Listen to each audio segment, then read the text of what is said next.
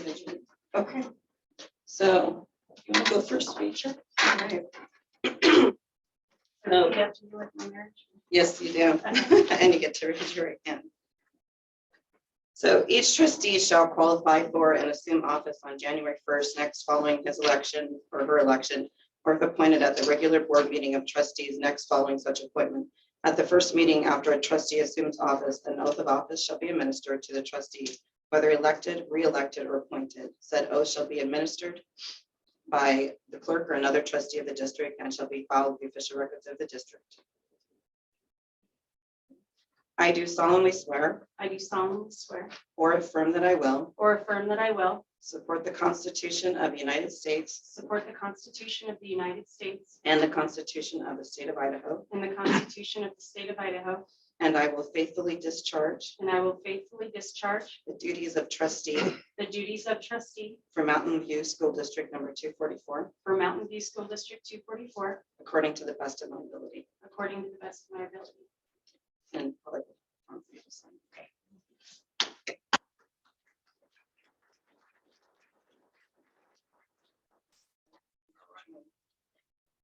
You'll repeat after me. I do solemnly swear I do solemnly swear or affirm that I will support or affirm that I will support the Constitution of the United States the Constitution of the United States and the Constitution of the State of Idaho, and the Constitution of the State of Idaho, and that I will faithfully discharge and that I will faithfully discharge the duties of trustee the duties of trustee for Mountain View School District number 244 for Mountain View School District number 244 according to the best of my ability. according to the best of my abilities. Thank you.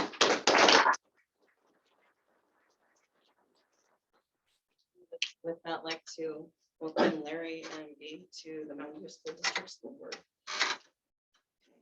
So the first item on our agenda is the annual board reorganization. So I would entertain a motion for chairman of the board. I nominate Larry Dunn for the new board chairman of District 244. Second. So Casey has made a motion for Larry for school board chairman and Lacey has seconded. Do we have any discussion? Okay. All in favor?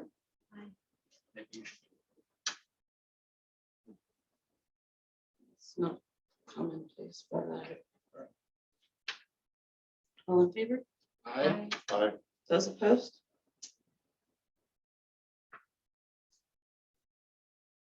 Okay, the majority of the motion carries. I would entertain a motion for the vice chair. I nominate Lacey Myers for vice chair. Do we have a second? I second that. Okay. Casey has motion, Lacey Myers for vice chair, and Larry has seconded. Do we have any discussion? All in favor? Aye. Aye. Aye. Any opposed? The majority motion carries. Would entertain a motion for the clerk treasurer of the board. Nominate Polly Hagan. Do I have a second? Second. Holly Hagan has been nominated by Casey and seconded by Lacey. Any discussion? All in favor? Aye. Aye. Any opposed? Okay, motion carries. Would entertain nominations for representatives for the 2022-2023 negotiations.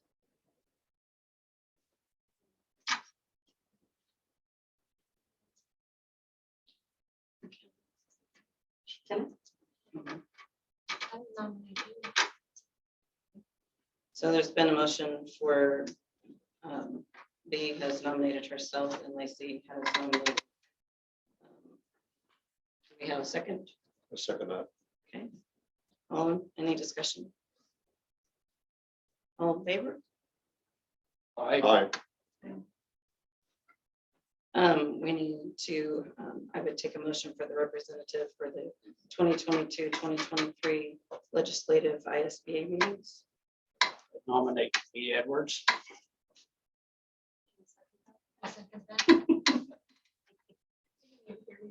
Sorry. Okay. I have a motion by Casey and a second by Lacey for B is the representative for the 2022-2023 legislative meetings. Any discussion?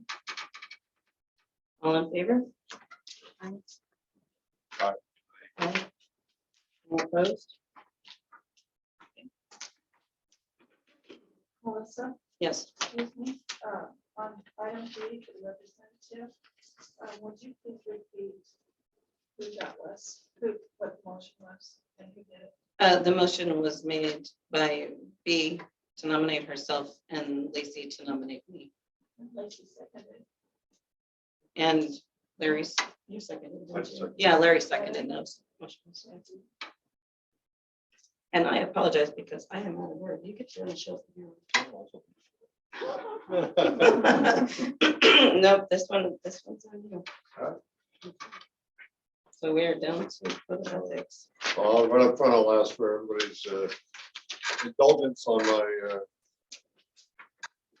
lack of experience in this job, obviously, with respect to, especially for Robert's Rules of Order, but I'm sure we can get through.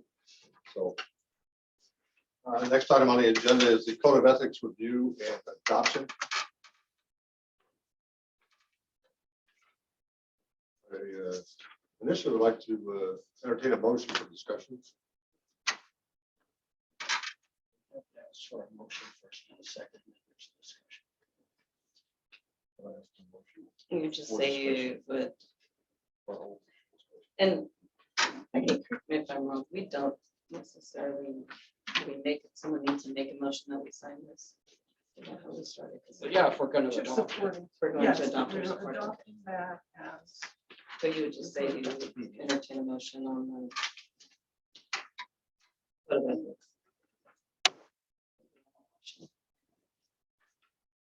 Actually, Oh, no, but you have to have a motion and a second. that's what I'm talking about. You just have to call. You just say you would entertain a motion for the code of ethics review and adoption. Motion. for code of ethics. I would make a Adoption. motion that we adopt the code of ethics as presented. I second that. Second. Then Now you ask for discussion. Okay, got it. Do we have any discussion? Yes, I'd like to discuss it. The Code of Ethics is not anything from the Idaho Department of Education or the Idaho State. It's simply something from ISBA, which is the Idaho State School Board Association. To me, they're an evil group. I say that because of the hatred they have for kids who aren't in public schools. They make no bones about not wanting to give any public funding to private schools, Catholic schools, homeschoolers. I would like to refer everybody to number 13 of the Code of Ethics. Has everybody got it? Mhm. It says the board recognizes that decisions are made by a majority vote. Okay, that's fine. Once a decision is made, all board members will support that decision. I have a real problem with that. That takes away our First Amendment rights. Tell me one more government agency or anybody that because a majority passes, you can't speak out on it later. The county commissioners don't. The county commissioner lost his job a year or two ago because he kept speaking out on the Locksaw land deal after they made a decision on it. Our legislators sure don't. You know, they will come and pass a law and then they take it to court and fight it.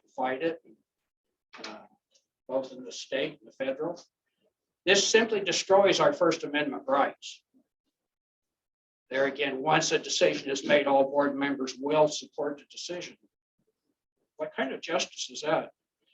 I know every year I don't sign it and the newspaper always has to have a nice, I say you're smiling, you know, every year the newspaper likes to put a nice thing, you know, Mr. Smith rejects code of ethics or no code of ethics for Mr. Smith. Last year, writer wrote a letter to the editor and says, you know, this is nothing new. Why does the paper continue to do this? Because Mr. Smith doesn't want to sign it. He called it a Marxist manifesto. You know, I'm sure the ISBA get kickback from this. I surely am not the only board member in the state of Idaho to have any love or affection for the First Amendment. You know, without the First Amendment, what else do we have? And this has absolutely taken away your right to speak. You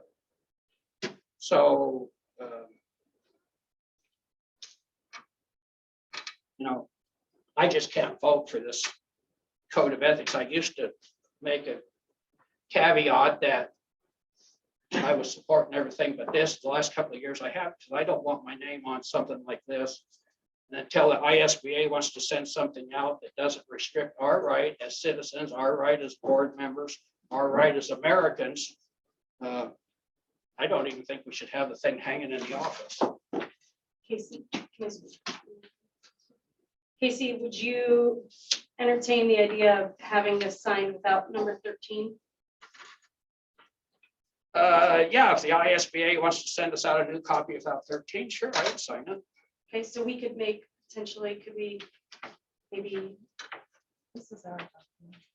so we could omit 13 and accept the rest of them? The board can do. This is our document. I'd like to propose that we simply using this and other models, craft our own. I am more in favor of a code of ethics and code of conduct is separate because those are separate subjects, as I mentioned before. So that would be my position. I agree with Casey's concerns regarding his First Amendment rights, but I would like for us to proceed with adopting our own and not being dependent upon a bureaucracy. It's probably never even been Idaho County. So can I amend the motion? So how do we, You let it die. okay, We either vote it up or down. Yeah, we've already been motioned and seconded, so this point it has to be voted on. Just as a point of rule or point of order, typically when a motion is made, whoever makes the motion does usually have the opportunity to speak first within the way that we're supposed to do it.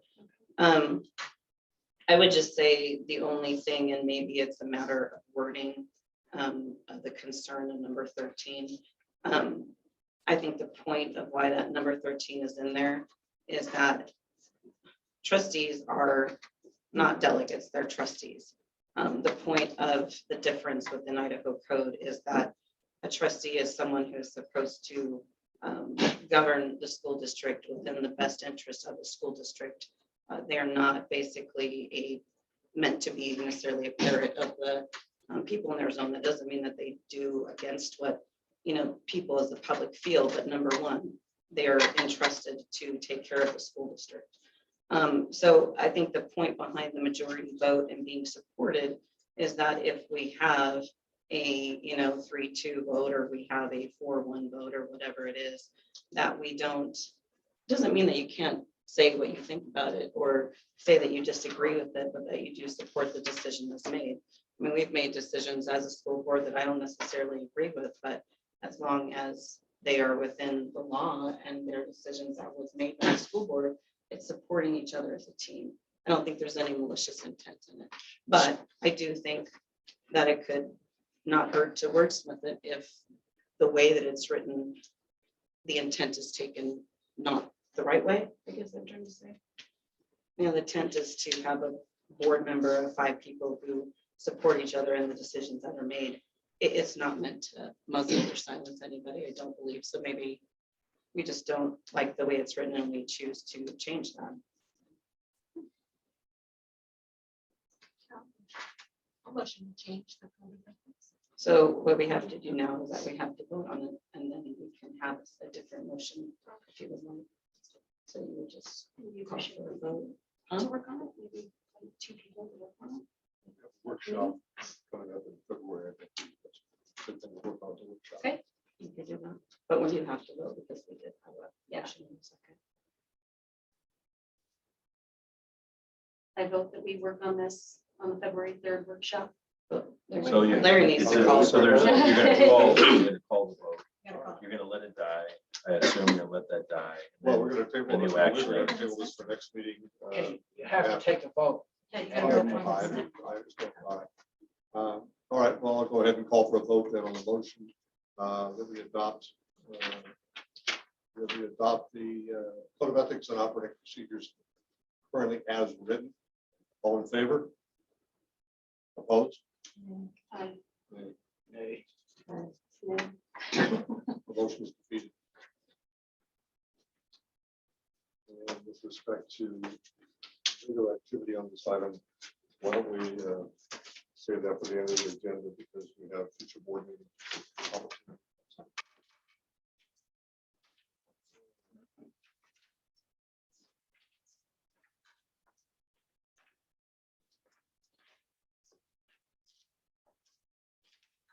We have the next item, item 1G, which is the regular board meeting calendar through January 2023. Everybody receive a copy of that?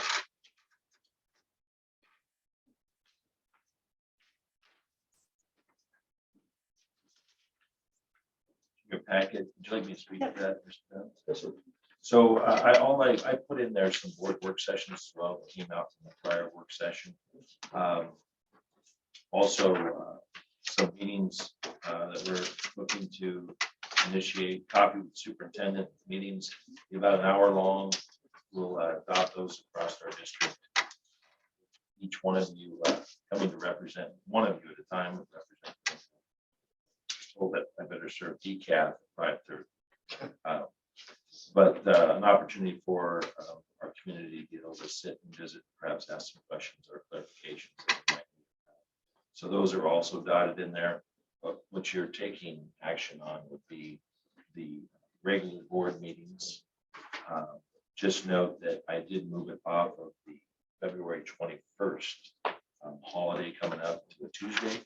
That also conflicts with the Day on the Hill.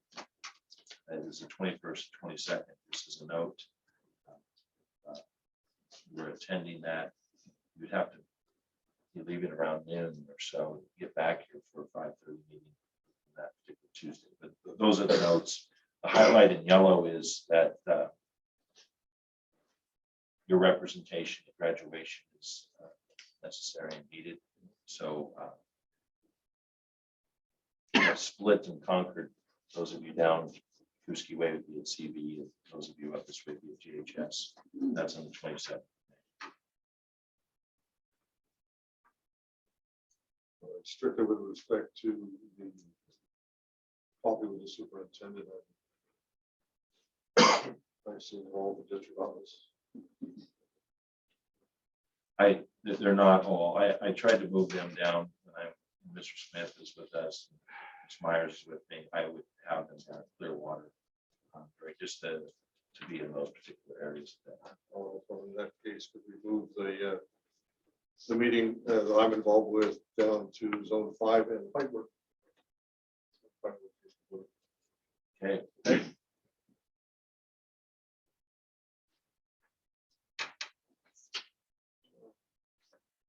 Those comments, entertain a motion to accept the regular meeting schedule represented on this chart as written. I'll second. Was a second.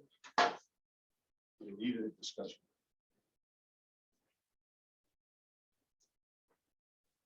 We made a motion, second. I would ask that everybody speak up. I didn't hear your motion. Okay. So, The only discussion I'd have is that I'd like to move the February 22nd, February 23rd, so that we would have full 2 days on the Hill. For those of us that are going, it's the only discussion. I have. The regular board meeting.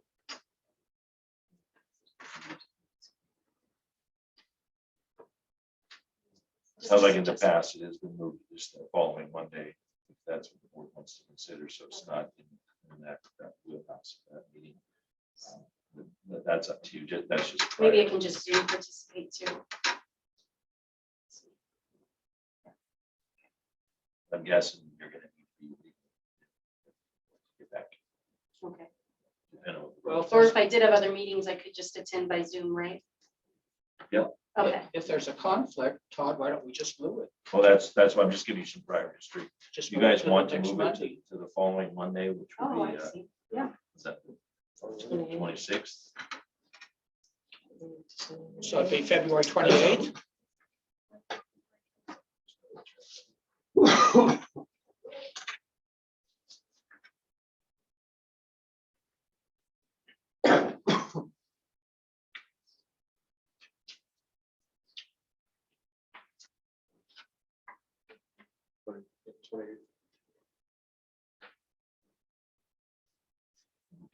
That's correct, 20.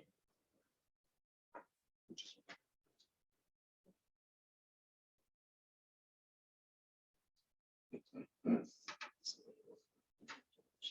Yeah, I amend my motion.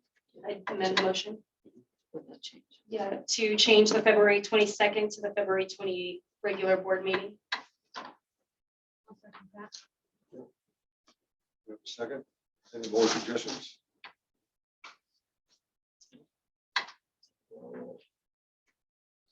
Call for a vote. All in favor? Aye. Aye. All opposed?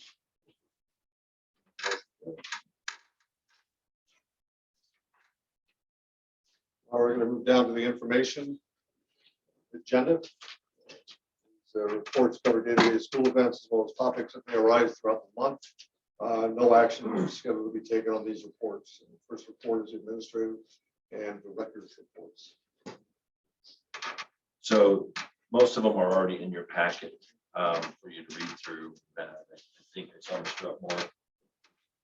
This portion. I don't know if any other administrators here tonight. Right now. Since last board meeting, we've been out of school for a couple weeks plus some snow days, so there's not a lot going on, but our enrollment continues to increase. I think last time I said we were up another 15, 20 students, and just when we got back from break, there's another 10 students that have enrolled. So we continue to see people moving in and enrolling in our school, which is good. Missoula Children's Theater is coming to our school. The auditions will be January 24th. Performance is going to be that Friday, the 28th at 7 p.m. The play is Rumpelstiltskin, so we look forward to attracting lots of kids that'll be involved with that. We have our annual Jim's Talent Show. We're going to have that on February 24th. Students will start auditioning on February 10th. We usually have a big turnout for auditions. Our music teacher, Miss Carly, she stays really late that day to listen to all the acts, and they choose the final act to perform on the 24th. We're also trying to figure out a time to have our annual ski trip, our PE ski trip up to Snow Haven. They usually cut us a pretty good deal, and then students do end up paying for their part of that, and the student council also pitches in a bunch of the money that they've raised. So we're looking forward to that event as well. Thank you. What was the date of the Missoula? Be January 28th.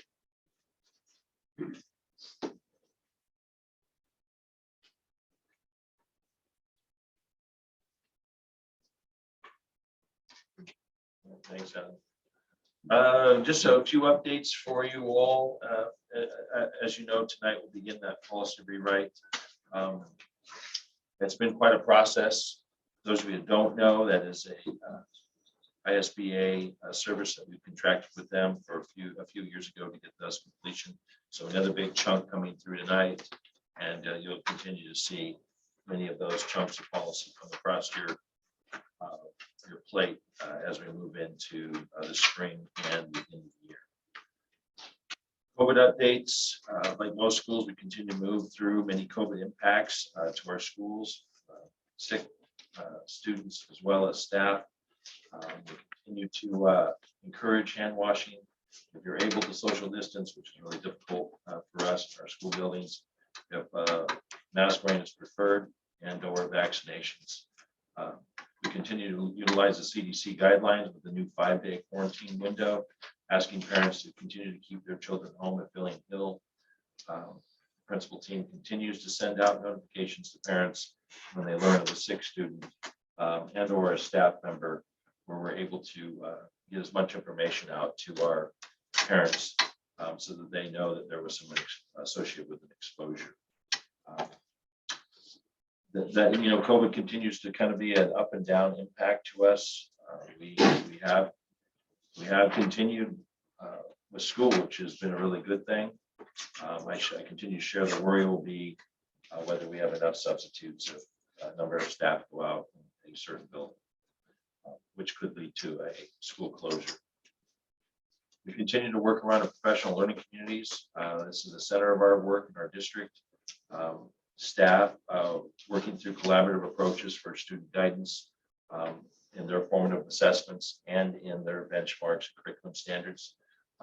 It's great work, really working together as a team across our district. And I believe in that collaboration through core instruction and assessment will continue to pay off for our teams as they grow their learning communities collaboratively. If you haven't done so, our new web page is up and going. You can download the app right to your phone, free, charge. Download it today. There continues to be minor tweaks, but there is really good information. Overhauling that particular website has allowed us a lot of freedoms and be able to move through gathering and posting information on the school district website. It also attaches to every school, so you can easily go in and see if there's a game tonight, for instance. So that continues to be the work by the gentleman way over to your right as we get everybody up to speed on how to download those particular pieces of information. There really are some nice features that we feel we can control a positive narrative about our schools. I've been reminding you all about the difficulty of bus drivers. That difficulty continues. I have been immersed myself more deeply into what it takes to become a bus driver, not just in our district, but what it takes to become a bus driver. And it's evident to me why it's a critical shortage. There's not one or two hoops to jump through. It's maybe a dozen hoops to jump through. It is a lot of work. I can see where people might have a little interest to jump on, but you just don't jump on. There is a lot to do, to study, tests you must pass, and then endorsements, driving tests, pre-check tests, and then a number of hours just behind the wheel to get one of our own trainers to be able to do that without kids. There is a lot that has to happen. And you have to know everything from the tailpipe, exhaust pipe to the pitman arm at the front of the engine. There just is a lot. So I certainly see why we have a shortage across this nation of bus drivers.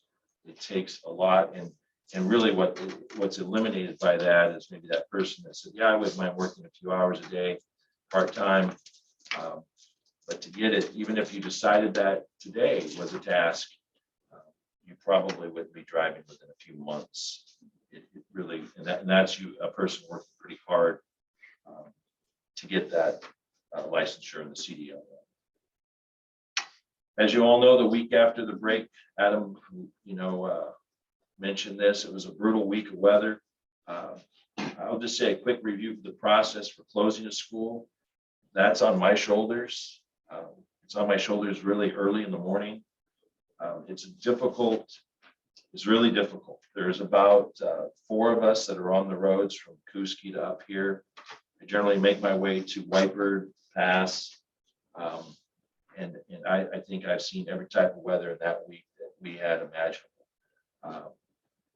When you're trying to close schools or thinking about closing schools and you're 3.5, 4 hours before school even starts, it's difficult to try and make some situations if the weather is moderate. I just share this with you so that you are aware that I'm not standing in my kitchen looking out the window thinking, yeah, we better not go. We are actually out in the weather driving those routes.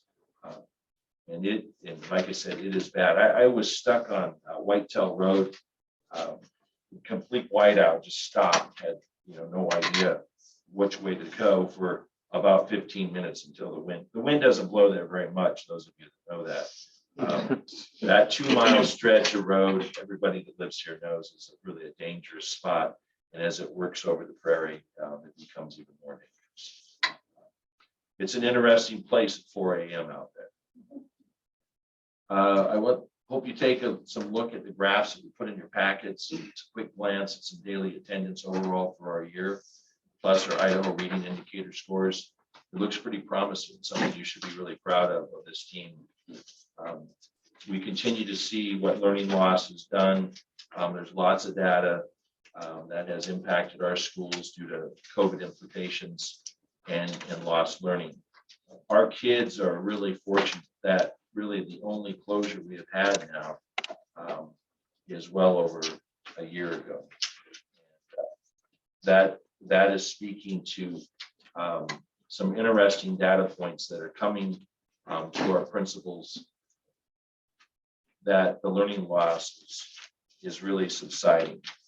I think that a quick glance at these data points do show the consistency by our teachers, and the hard work that they're doing every day for those kids is really evident in the scores that we're seeing. I think the other particular piece is attendance. As Adam also shared, that attendance record piece is continuing to tick up in all of our schools, which is really good news. I'll just quick plug for that copy of the superintendent. I scheduled those meetings, as you'll see on that spreadsheet, to correspond with a particular school year. I've invited each of you in so-called rotation. So obviously the goal of that community meeting is, I placed an hour as a foothold there.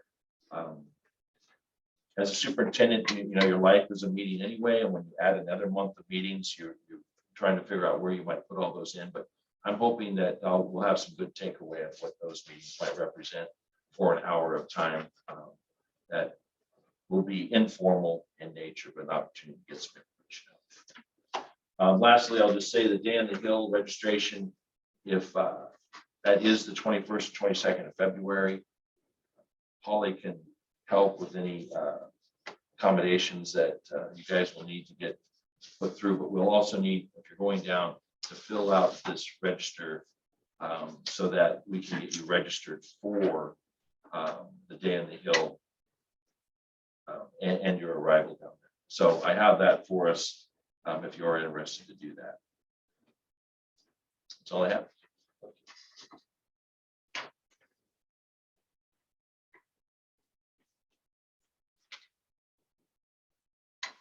Dawn? Business manager report and you have that in the packet. It's about section. For the 6 months ended December 31st, 2021. I'm just going to go over the format and the layout of tasking and provide you each month with a little mini lesson on. I would hope that you would read the preface. That explains to you that we are operating on cash basis until the end of this year, at which time we rule it.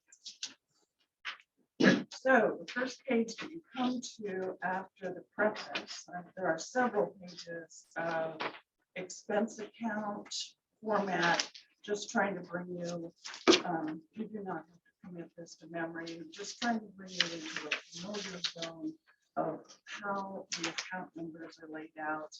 And your first clue is the fund number, and that's on that first page. From there are functions, objects, everything's broken down, as you can see. And also in as detailed as the specific building, and then there are just a plethora of projects that we do. Many of these are extracurricular activities. Some are denoted in the miscellaneous grant fund, depending on who donated the money and what it's for. But it requires very specific account numbers to track all these numbers. So far. The next page is the schedule of cash and investments. These are the balances as of November 30th. The receipts, disbursements, and transfers made during December, and then the final 12/31/21 balances. listed for you every cash and investment type of account that the district holds.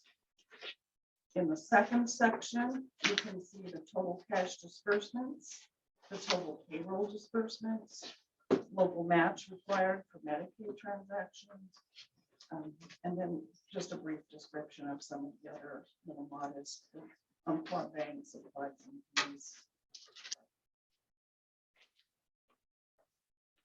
So that brings you up. That is technically the treasurer's report on that. Following that is a sheet that is longer and wider and longer and deeper here it seems. This is the statement of revenues and expenditures for our M&O, and that's the general fund that we try to house our basic operations in, with the exception of the last 2 years, when without a levy, we dipped more and more into our emergency COVID funds. And then revenues, expenditures, ending fund balance. This is as of year to date for the 6 months ended 12/31/20. So each of these ties to a particular fund, with all the 200 numbers being special revenue funds that are not available for whatever whim comes across one's mind. They have very specific requirements for use. Following that, you'll see you get down into the school plant facility. That's on the third line. The numbering now has changed to a 400 fund. And this is a fund, if we had a bond or if we had a plant facility levy in place, the proceeds would be tracked with this fund. As it is now, it's typically school bus types of transactions in there, as well as anytime we have a facility rental, such as earlier this summer, there were some fire camps throughout the district. Those dollars are captured there. Vast majority of those dollars in the school plant facility fund are designated for school bus replacement. From there, you see some 700 numbers, and the various scholarships are held in trust by the families or the entities that bestowed them and entered into an agreement with the district. And we've talked before about the 3 school student activity funds that still retain the 750 fund number internally, but we will be making that transfer to Fund 238. They need to be reported as any other special revenue fund and other priced the principles that we will need to start gathering budget information for each one of the student activity funds going forward. So following that sheet is yet another lengthy one.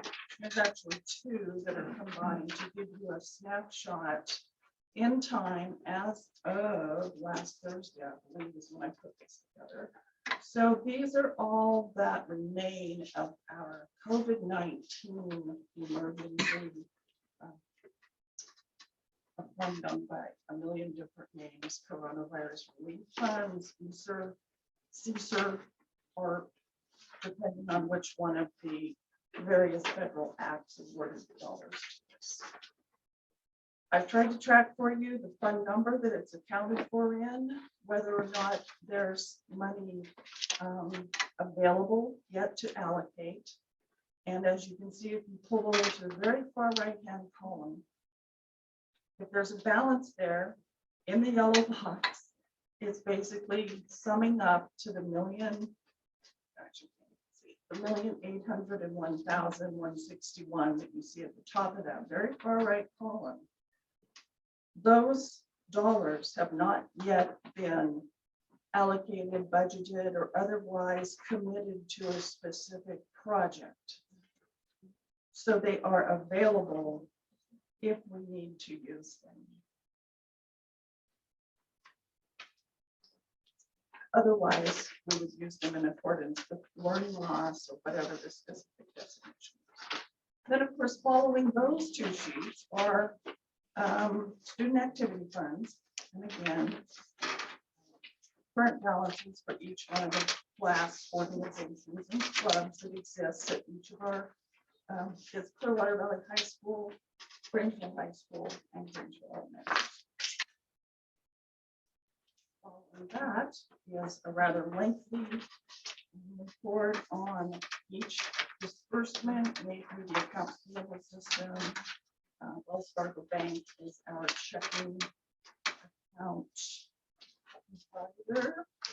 And these in turn, along with payroll transactions, are then in yet another report pulled and posted on the website monthly. Following that is an arbiter pay, which is the latest name of an application that we use to pay our referees for extracurricular activities. You show us what that looks like. I don't see it in mine.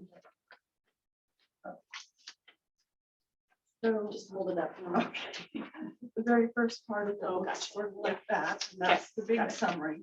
Those are each of the checks we issue Got it. to record the arbiter pay transactions in our books. And then following that is all the detail. So this is the detail report I pulled from arbiter pay that shows each and every payment, each and every referee, along with whatever fee was charged. And that, of course, ties back to the total. And then, I guess, the onion is the current way to look at this. So each of these supports the documents in front of it. So that's the lay of the land as it stands now. And I would like to expand upon maybe certain topics every month at this time. And to add to it.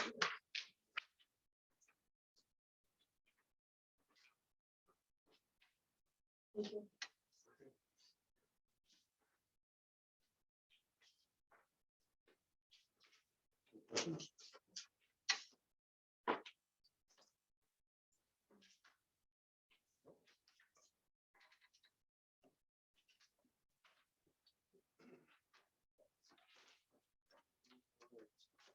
The next item on the agenda is the public input session. We're going to ask who's. Trustee But you have reports the is the trustee next reports. item. Oh, I'm sorry. I didn't know. Are there any trustee reports? Do we need to talk about when we went to the conference in November? Or no? We have to refer that one. You can. Casey, Todd, Rebecca, and I attended the Idaho School Board Association conference in November, and we learned a lot. We broke out into different sessions and went to a couple of workshops and got to talk to some of the political people down there, and it was a really good. What did you think, Casey? Pretty informative. Very informative. Yeah. Yeah, so, thank you. I would just say with respect to the conference, I hope they work on their virtual attendance. I was disappointed with some what I thought were important coursework. You couldn't get on, or what Well, was they there? initially indicated they would be recording. And then So you could ultimately go it turned back. out that Yeah, there was no catalog. well, they simply weren't there. So that's unfortunate. But, for the most Did you part, check back? Yeah. I have. Okay, so there's no. On that app that they had. I might, might add that I went to, well, every course that our lawyer, Amy White, presented, ISBA attorney. And she kept hitting in every course we were in about the importance of the open meeting laws. We're not hit here yet, but Eastern Idaho, South Idaho, there are people that continue to file suits against the board members individually and the board for the tiniest little mistakes. It's just harassment. Different organizations, different people doing it. But I would suggest that since you're the chairman and you're gonna know it all, that study up on the open meeting laws. I hope that it don't come here. It's just harassment, but every meeting I went to, she pointed out that this is a state, she called it an epidemic. She says, if you think COVID is an epidemic, you know, this open meeting law harassing school board people. Do you remember some of the examples, Casey? I sat through one of those, but it was just You know, I nitpicking. don't, I have notes on them, but It was just trying to tear apart the process. Is that your takeaway? no, I thought mostly just harassment. And I don't know, she never indicated if it was what groups were doing it, but it's an organized effort. They'll sit in the crowd and they'll find one little mistake, and I know we're gonna make mistakes. We have three new members. You know, so, you know, be tolerant. Try our best. I don't think anybody's out to openly break an open meeting law, but that was her big thing, is know your P's and Q's and cross your T's and dot your I's, because they may be coming for you. One little mistake in an open meeting law, the whole bunch of you can be, you know, harassed over it. So one person in the board can make a mistake and they're going to come after the whole board. Just the way it is. That was mostly what I took away from it. Know your open meeting laws and obey them. There's some really, well, I don't know how else to say it, really stupid things, but it's the law. We have to abide by it, but it's kind of like a catch here, I got you type deal, but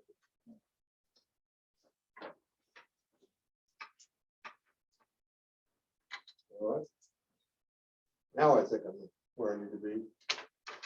We will begin with the input session. Generally, comments are limited to 3 minutes time. Is that something always going to do for us? Holly, okay. You're going to go ahead and keep an eye on time for us? Working on it. Okay. yeah, anybody can do it. Understand that the board will not respond directly to questions, or this is not a discussion period. But we are very much interested in hearing what you have to say. Any references that you have regarding something that you may cite is helpful, so that we can do some follow-up on our own, as well as what we're looking for is people's perceptions, every bit as much as factual information. Things that you know by personal experience. Everybody's got different things that interest them more than other people. And this is the opportunity for you to talk about those things as they relate to the business of the district. Okay. Larry, I might note, I was on the board for years. I didn't understand why we didn't have dialogue with the folks in attendance. Open meeting law violation. So I've had people, you know, ask questions. If we respond to you, open meeting violation, that was one of the things I said was stupid. Well, there's an example. But feel free to email us. We do have emails with zone 3 at sd244.org and zone 5 and zone 1. So feel free to email us as well. Rather, I get the feeling I'm going to be the bearer of bad news sometimes. You need to understand also that if you email us about something, because of these open meeting laws and sort of the what you say and any discourse that we may have is subject to public records requests. So that's just information. You should have a right to know that up front. I think we're working on some sort of a disclaimer at the bottom so that people understand when they go on our emails. We absolutely want to hear from you. Don't get me wrong. Okay. I'm dead serious about that, but that's the way business is intended to be done. It's the legislature's rules, and we're going to follow them. That's what the right thing is to do. All right. But we're also hoping that the talks with Todd that are scheduled monthly will help with that as well. That's going to be open conversations as well. So.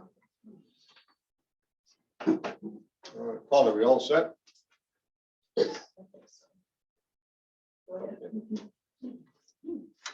All right, the first person on the list here is Shelley Dumas. Thank you for this opportunity. Hi, Shelley. Okay, right, please. Steve, Casey, Melissa, Larry, and Lacey. You are the keepers of the flame. As school board 244 trustees, we trust that you understand the commitment to promote and provide a quality education and a positive learning and working environment. You are the engineers that will keep 244 on the rails and move it smoothly into the future. Your allegiance is to the students, staff, and patrons of public education in Mountain View School District. And let me emphasize that, public education in Mountain View School District. Tonight, you will discuss and decide on a levy amount for the March 8th election. For the sake of accuracy and brevity, please do not include the numbers from Governor Little's recent funding proposal. At least at this point, those numbers are fantasy. You are keepers of public education flame. Please, on your watch, don't snuff it out. Thank you. Donna, staff? Did I get that right? Yes, it is. Trustees, I urge you to run a levy in March. Time is of the essence. I'm wearing this Ram Pride shirt to show my support for some of the wonderful kids that I know at CB schools. I've attended their sporting events, drama, music, parades, senior projects, graduation. I've heard about their hopes and dreams. I think these children deserve the best education we can reasonably provide them as a community. You've heard from people who don't believe in public education, but Idaho's Constitution decided that for us. It shall be the duty of the legislature of Idaho to establish and maintain a generally uniform, thorough system of public, free, common schools. You have heard from people who don't think property taxes are a fair tax. I too would like to see the state legislature increase funding for K-12 education. Every year, Idaho is in a race for the bottom of all 50 states for per pupil funding. But if the legislature won't fully fund our schools, the levy is the only tool we have locally. Our property taxes in Idaho County are among the lowest in the state, according to Skip Brand. Trustees Cashmitter and Smith worked with Mr. Fisk to develop a budget. They came up with an estimated shortfall of $4.1 million. Some of you may hope that the federal government will come through and bail out the school district again, as they did last year with COVID funds. But hope is not a fiscally responsible strategy. Although Governor Little wants to increase funding for schools, the legislature budgeting for it is an entirely different thing. To run a May levy instead, you would need to file paperwork by March 18th. It is unlikely you will know more from the state or the feds by then. You, the district, and the staff will have lost valuable time to plan. When the May 2020 levy failed, the district was left scrambling. Due to the uncertainty, we lost a large number of experienced teachers. I still hear from CV students and parents that their education is suffering as a result. I ask that you run a levy in March based on the numbers we have now. Split the difference with SRS funds and ask for something around $2 million. Let the voters decide if the Mountain View students are worth it. Thanks for listening. Thank you. All right, next is Ken Lessiker. Hi again. Congratulations to the new board. Pretty much. Thank you. That's awesome. Superintendent Fisk, I'd like to say thank you for what you do on snowy mornings like that. Comes around the country. That's amazing. And I'm If you're up, I'll swing by. I'm really impressed. Mostly in drink coffee. But I appreciate that.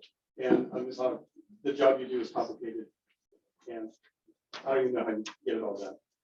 And it's just amazing. Anything I say tonight will not reflect on you. You know, it seems to me like most people running for office are looking for power, position, or profit. You know, there's no profit in this, obviously. The few others are the servants who care more about their districts than themselves. And that's what I hope the heart of the board is now, is to really care about their districts and the people that live in them and their voices. The levy is a big deal on both sides of that question, yay or nay. The actual issue is whether we truly need it and what it's being used for. If we do need it, there ought to be a spreadsheet of items and services that justify it. What do we lose if there is no levy? Saying that information is not available is really not an answer. As I said last month, I believe we do need a forensic audit done by an outfit that's not aligned with the school district or the teachers' unions. There needs to be a bid process for this. They'll take into account not just the dollar amount, but the ability and the history of the applicants that they're qualified. We're all facing almost runaway inflation and economic uncertainty. Taxes are up. Go to the grocery store. We're starting to see things double in price. At least we have stuff on the shelves. You go back east in the big cities, that's not true. There is plenty of state money, believe it or not, to pay for all of the school districts need in this state, if it would be used for such, but the little administration plans to bloat and enlarge our state government instead. So it depends on how you feel that we need to move the legislature if possible. How do you do that? I don't know. But these are the things we need to keep in mind. There are other issues at hand though, and there are big ones. Will this board keep porn out of our school libraries? It's an issue. Anybody that watches the news or listens to anything knows it is nationwide. It's a huge issue. And to the parents here, or at least it should be. They cannot be ignored or glossed over. So many school districts in the nation have done just that. Thank you. And I would say that you may be believing pressure, but if you listen to the people that you serve, they will be there. Thank you, sir. Bill Lane. I want to thank the board. It's a thankless job. You guys do a great job and you have a great responsibility. And I have a couple of issues that will coincide with what's already been said. Number one is when I prepare a budget for myself or for my business that I used to have, I would look at the revenue coming in and then I would have to proportionalize the expenses at that point to fit within the money that comes in. You don't even know how much money is coming in. So I don't know how you can propose to have a levy when you don't know how much money you have already. And I would like to see you have more responsibility of publicizing this in the paper or a board meeting or somebody that is going to actually give us the information so that we know what you need and what you don't need, because I don't really know. And the other thing is that just you ought to look at your website. I went on the website and I seen that Lot Smith was still there after a couple of years. And so I don't know. The new one? Pardon? On the new one? Yeah, well, it was just this week that I went on it. No, when it was changed, I don't know. A couple months ago. Well, Sorry. Lot Smith was still listed as a board member, actually this week or the weekend. And so it's really not, I don't know who's on the board because I recognize Casey, but didn't recognize anybody else. And so if we had some way of communicating with us for our tax dollars, and I'd like to see some kind of an audit to actually do this and have it publicized in the paper so we could read it and see it, and then we could feel about what needs to be done and what does not need to be done. But at this point, I don't see a need for a budget because I don't know what your plan is. And you have to have some kind of a plan in motion in order to convince the people that you need to have a levy, because I don't know whether you do or not.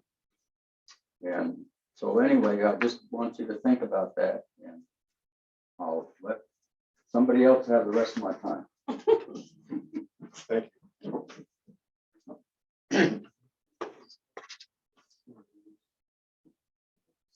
Oh. Yeah. Joe? Oh, I'm sorry. Oh, there's more. I want to make sure there is a public input request with a written thing for you guys. I was saying that's Larry. At the end of your public request, there's Once one that's written. They're that you done. just read. I wanted to make sure. I don't Okay, want to. sure. I'm sorry, Joe. Sorry, I can't read your last name, sir. I can't pronounce it. Okay. Go ahead. My name is Joe Fladuus. I'm here to support placing a levy on the ballot. My wife and I moved to Grangeville in 2007. She's a retired elementary school teacher and counselor. I'm a retired healthcare administrator. When we lived in Juneau, Alaska, I was elected to the school board and served 2 3-year terms. At that time, the Juneau School District was responsible for the K through 12 education of over 5,500 students. All the board members I served with, except one, had children in the district. So we had a vested interest in its success. The board focused on student academic and athletic achievement, continuous improvement, communication, and the overall climate of the district. We were united in our support and encouragement for Juneau School District students, teachers, and staff. During my 6-year tenure, I learned quite a bit about school funding and the complex web of state, federal, and local property tax support. The state of Alaska had a cap on the percentage of total assessed value from the district, but we met it every year without a levy. The Juneau School District was a taxing district, so we didn't need annual or biannual levies. It was baked into annual property taxes, similar to the dozens of Idaho County taxing districts we currently have. Over several decades of nonprofit healthcare administration, I'm quite familiar with financial statements, audit reports, and balance sheets. After reviewing the most recent District 244 auditor's report, the statements of revenue and financial projections, I have 3 observations. First, a forensic audit review is unnecessary and a waste of time and money. 2, it's important for the board to propose and support a levy for the March election. 3, further erosion of educational support will harm the entire community eventually. For example, future hospital, forest service, and other large employer recruitment. Couples with school-age children may hesitate or even decide not to move here unless we maintain a functioning, well-funded district. District 244 is on financial thin ice. It has a $3.86 million budget deficit for 21-22 and forecasted deficit of over $4 million in 22-23. Although most of the gap may be filled by the Federal Forest Reserve Fund, it will be gone. It's like eating our seed corn. We need to get back on track with passing levies again and locally supporting public education. The current session of the Idaho legislature may or may not address their responsibility for public school funding. We can't wait or pass the buck. We have to take positive steps now to get back on track. Please vote to run a March levy, and let's all work to get it approved with at least 60% margin. Thank you, sir. Bean Hale. Good evening. I would also like to thank you for serving as our school board. It's an important and difficult job, and I appreciate your willingness to do it. I also encourage you to set a levy amount and run it in the March election so that you know how much money you have to work with next year, and so Superintendent Fisk can negotiate teacher contracts on time so we don't lose additional teachers. If we end up getting some additional state or federal money, that would be great. Maybe we can use it for some of the maintenance that's been postponed. I'm sure there will be a place to use it, but let's not hold things up hoping that we'll get that additional revenue. I understand the frustration with the state not providing adequate funding for education, but while we're working to get people elected to deal with that problem, we also need to continue supporting our schools. Having a strong school system not only helps get our kids off to a good start, it benefits our community by helping to attract workers with families. Even if you don't have kids in school any longer, you still need electricians, plumbers, nurses, doctors, and contractors, which are becoming increasingly difficult to find. So I urge you to support our families, our businesses, and our community by running a levy in the March election. Thank you. Kenny Kaiser. I'd also like to thank all the board members for their voluntary unpaid efforts and their interest in the well-being of the children of our community. So we've already heard this, but I'll repeat it again. It's very important. In Article 9, Section 1 of Idaho State Constitution, it states, "It shall be the duty of the legislature of Idaho to establish and maintain a general, uniform, and thorough system of public free common schools.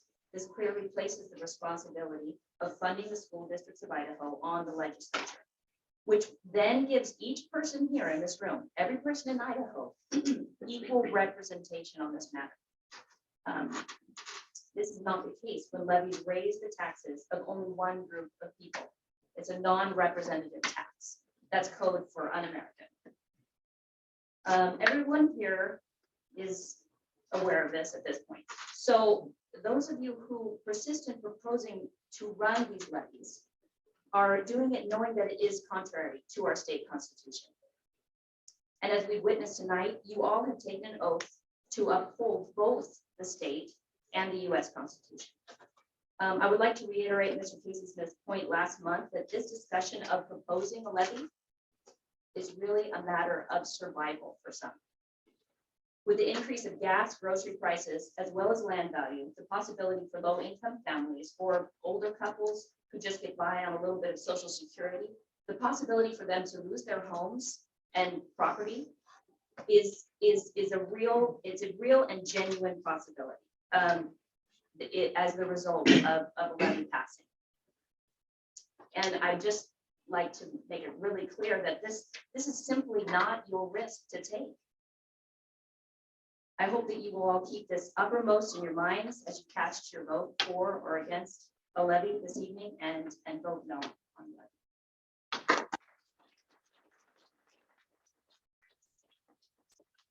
Next is Cindy, looks like Stokely.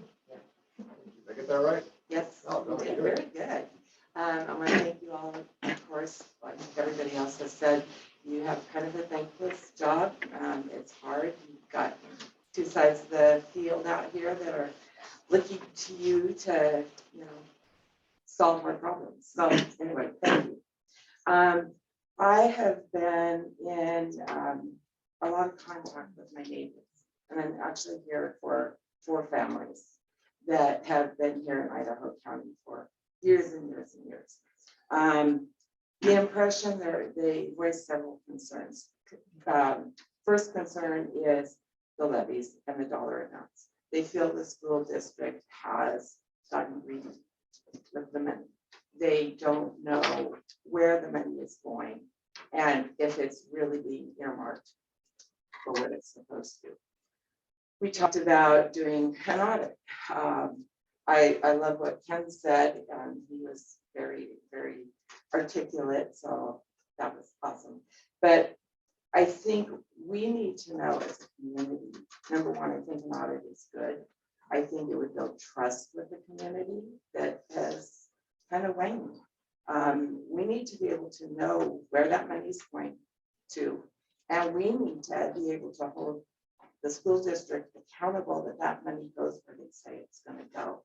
I would say if you're going to propose a levy, you should already know where that money is going to go. If you're going to propose 1.7 or 2 mil, then you should have a good idea. You should let us know where you have that money earmarked for, so we can watch and make sure that that is where it goes if we want to test it.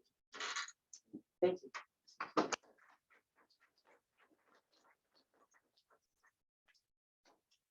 Williams. Like Raleigh Williams. Hi. Hi. I want to thank all of you for your time. I've been in lots of positions in life where you are giving your time really to serve the public. This is a hard place to be. I'm not in support of the levy. I feel like, number one, as we watch some of you take an oath, you're making an oath to the Constitution of the United States and the state of Idaho. And it's pretty clear that it is up to the legislature to fund the school. And a lot of these points that were made are very true. Financially, it's going to be very difficult on a lot of people that like to live here, especially older people. As taxes go up, they're not going to be able to afford to live here.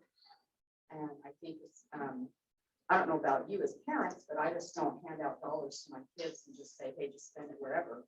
I want to know what they're doing. And I make my kids earn for everything that they do in life. They don't just get it freely. Because something is not valued if you don't have to work for it.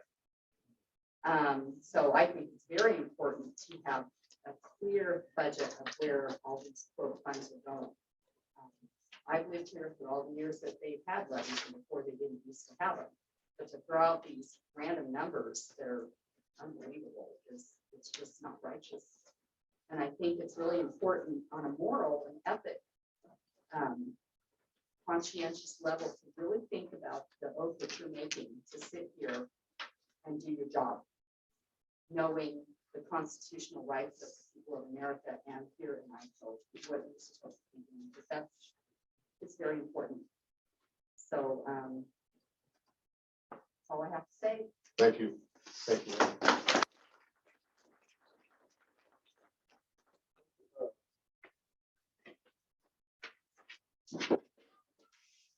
I do want to thank you guys for doing this voluntarily.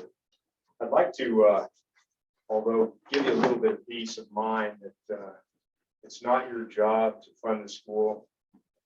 None of you guys should have to be worried about where this money's coming from. Constitution's clear.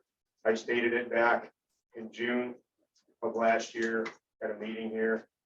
The Constitution is very clear, and for people that don't understand this, they think you need to put a tax burden on the taxpayers to pay for the school operations. That's not what the founders intended. That's not what you should be doing, in my opinion. It is an unfair tax. Someone said they didn't think it was an unfair tax. It is an unfair tax. The legislature needs to figure out another way to fund the schools. If they can't do it the way they're doing it, maybe they need to add to the property tax. You know, a property tax is a fair tax. People who vote for a levy who don't own property or pay for property. You mean sales tax? Pardon me? You Sales. said property. Sales, I'm sorry. Sales tax. So what I'd say is, unfortunately, I feel the school board has failed to successfully petition the state legislature for proper district funding. They chose to put the burden on the property owners and allow people who don't own property to vote in favor of taxing those too. It is my hope that this newly elected board will insist the legislative body be responsible for funding our schools and do what they were elected to do. I had a meeting today with former Idaho Supreme Court Justice and Attorney Robert Huntley, who has fought this battle since 1990. Basically, he's been fighting it. He has two cases currently in the courts and believes we can prevail if our community brings forth litigation. Unfortunately, if the legislatures don't act soon, they don't leave us many choices. Another levy is not the solution. A sales tax hike could be. But we are going to look into litigating this issue because it has to go back to what the Supreme Court said was right. The legislature has to fund this school. So it's really not your responsibility, nor is it the superintendent's responsibility. He has to spend all this time trying to figure out where the money's coming from when he should be able to basically oversee the operations of the district. He's not a fundraiser, and I don't think you guys should be fundraisers either. So hopefully we can get this back where it belongs down in Boise.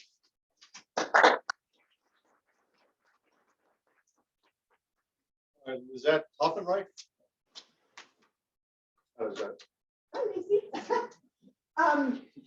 I just want to say, besides the levy being unconstitutional, I have found over the years that I've lived here that it has not been equitable, even when it's passed. Grangeville gets most of the money, Kuski suffers. And it's like, okay, so you're taking our money and giving it to Grangeville, but you're not giving us money. to take care of our kids in Kuski. And I remember once when my kids were in high school, when the levy failed and everyone says, oh, horrid, it's terrible, everything's gonna fall apart and we can't do anything. The kids got together, had fundraisers, they still had their extracurricular activities, things still moved forward, and we didn't need the levy. And I don't think we need it now.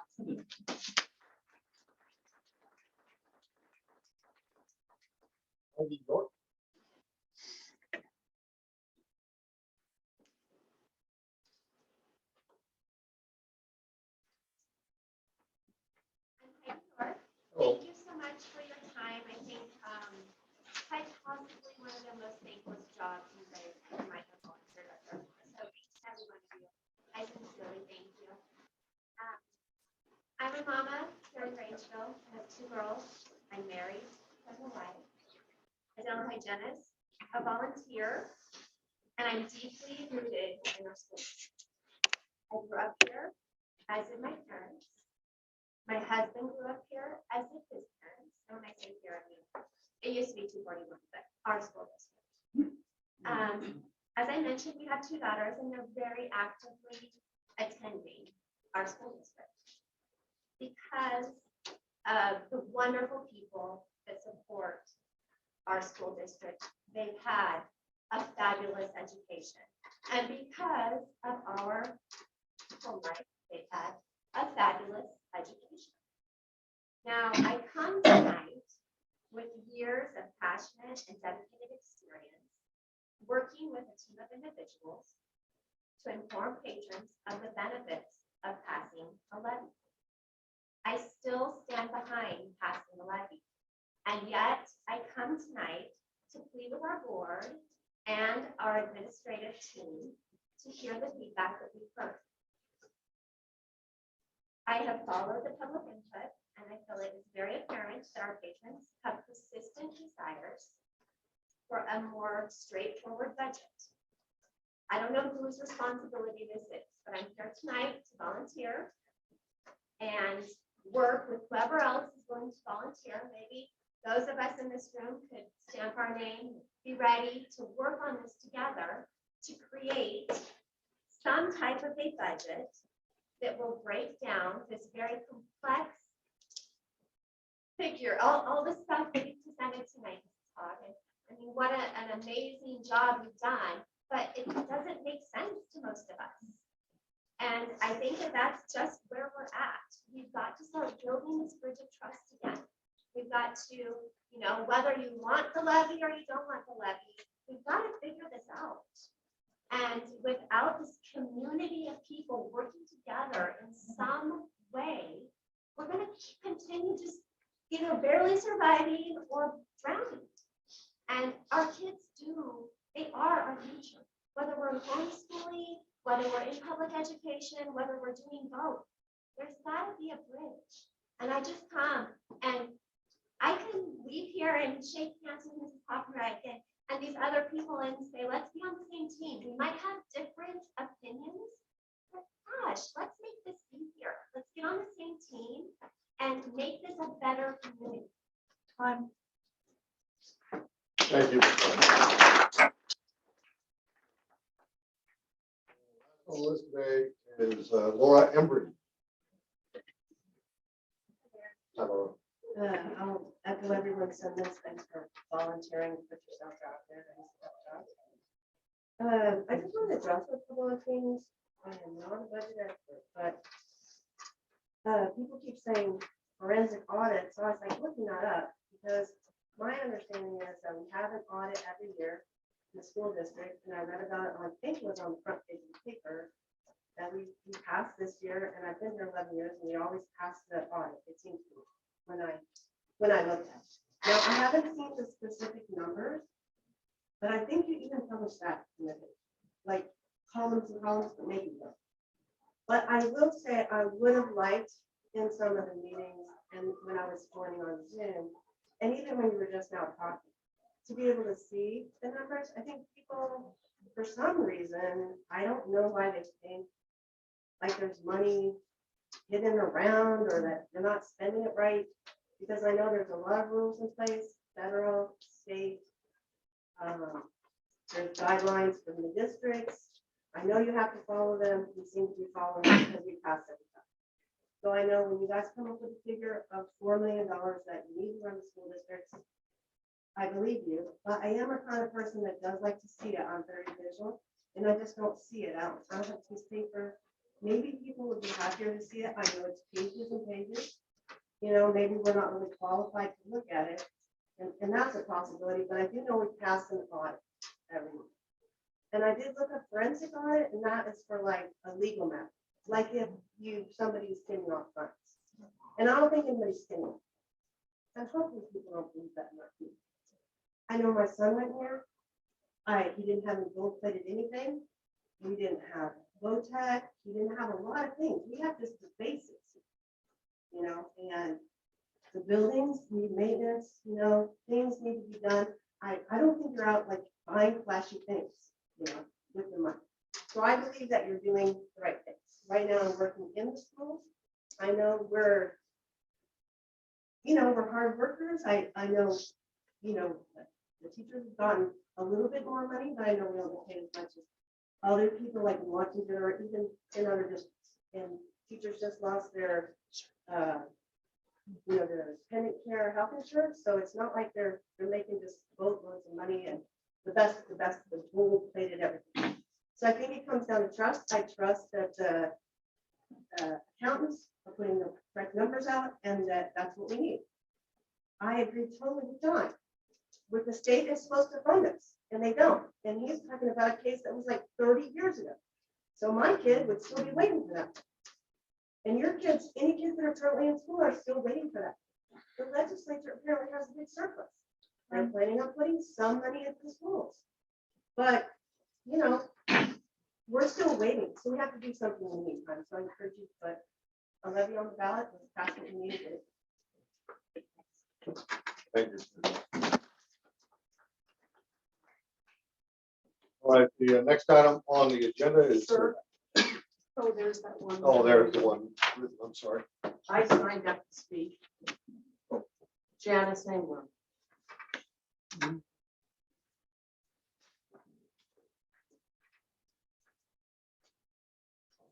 Right, you are. This happened to me last time, so I absolutely understand. My apologies. Thank you for the opportunity. You bet. I'm going to repeat what a lot of people have said, that kids are our future. The quality of education in School District 244 affects all of our tomorrow. If you don't like supplemental levies, elect different legislators. We all voted. The legislators that we voted for evidently are not promoting education and not following the state constitution directive to fully fund education. Or maybe the bottom line is you really just don't support public education. The immediate need in 244 is this: certainty in funds to provide programs and staff. Run a supplemental levy on March 8th. We've been promised much from the governor. We need certainty now to provide excellent educational programs for 244. It's the right thing to do for our community's stability. Support our kids.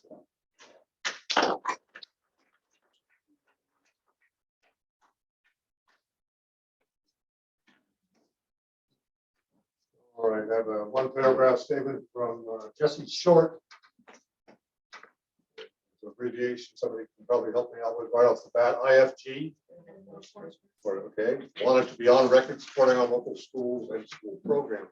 IFG continues to promote an increase in federal timber harvest as a means to reinvest in Idaho's rural communities.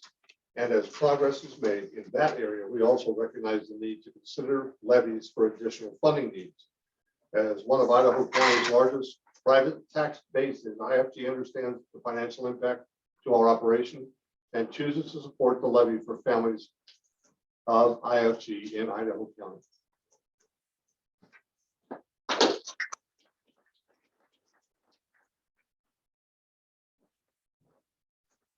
All right. Now, the next item is titled unfinished business, and I note that it indicates that there is none. That being the case, we'll move on to the next action item, which is referred to as new business consent agenda. These items, which are 3, are to be approved in one motion. First item is the minutes of the previous meetings. Everybody received a copy of that?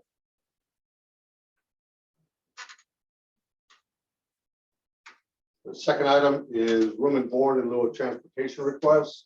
Same question. Did everybody receive a copy? They're all in the packet. Just for the record. And the last is, excuse me, the treasurer's report, which I believe is already done. So I get a motion to approve the consent agenda. I'll make a motion. We accept the new business consent agenda to be approved in one motion. Second. All in favor? Aye. Opposed? Motion carries. Who's the second? Lexi. Lacey. So that's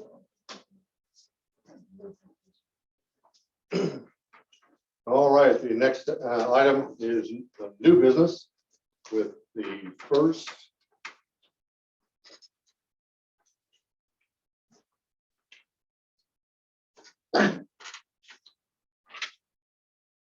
being recommended new hires and resignations.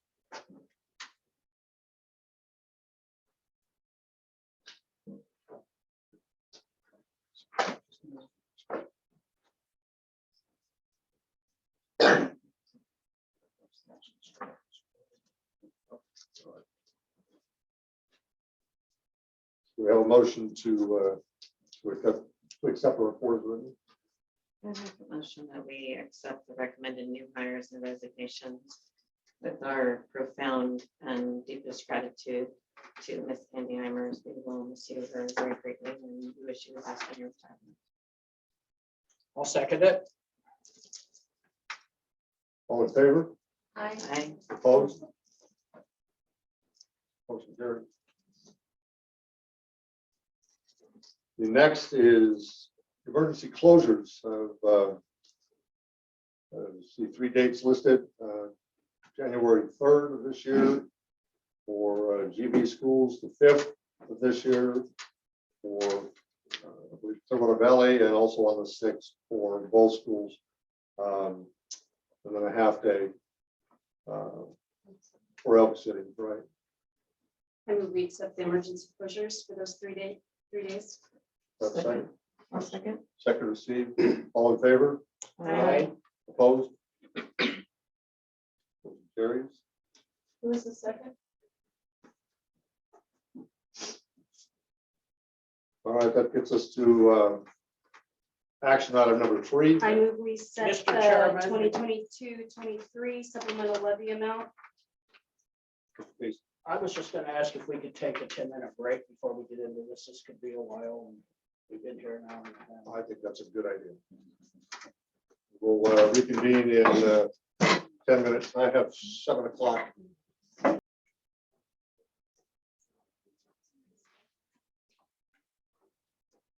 All right, the next item on the agenda is item number 3 under action and new business. And that is, I'll just read it. It says to set a 22-23 supplemental levy amount for March 8, 22 election. I move we set the 2022-23 supplemental levy amount for March 8th, 2022 election.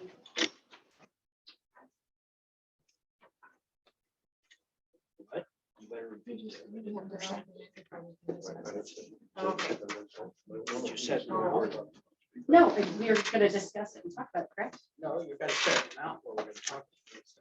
Okay, set an amount for $2,242,096. Can you repeat that?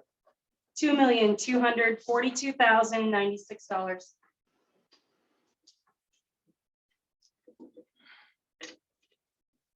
We'll have a motion for discussion.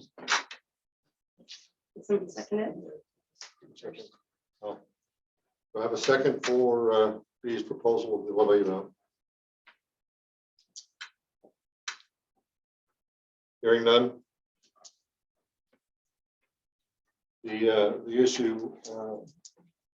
Well, Motion dies. The motion does. All right. Anybody else?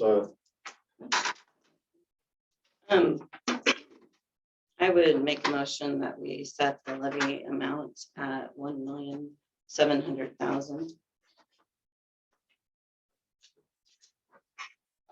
I second that.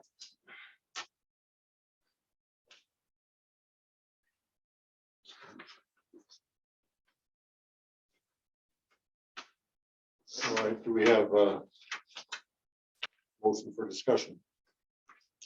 I would like to start by explaining my reasoning behind the number.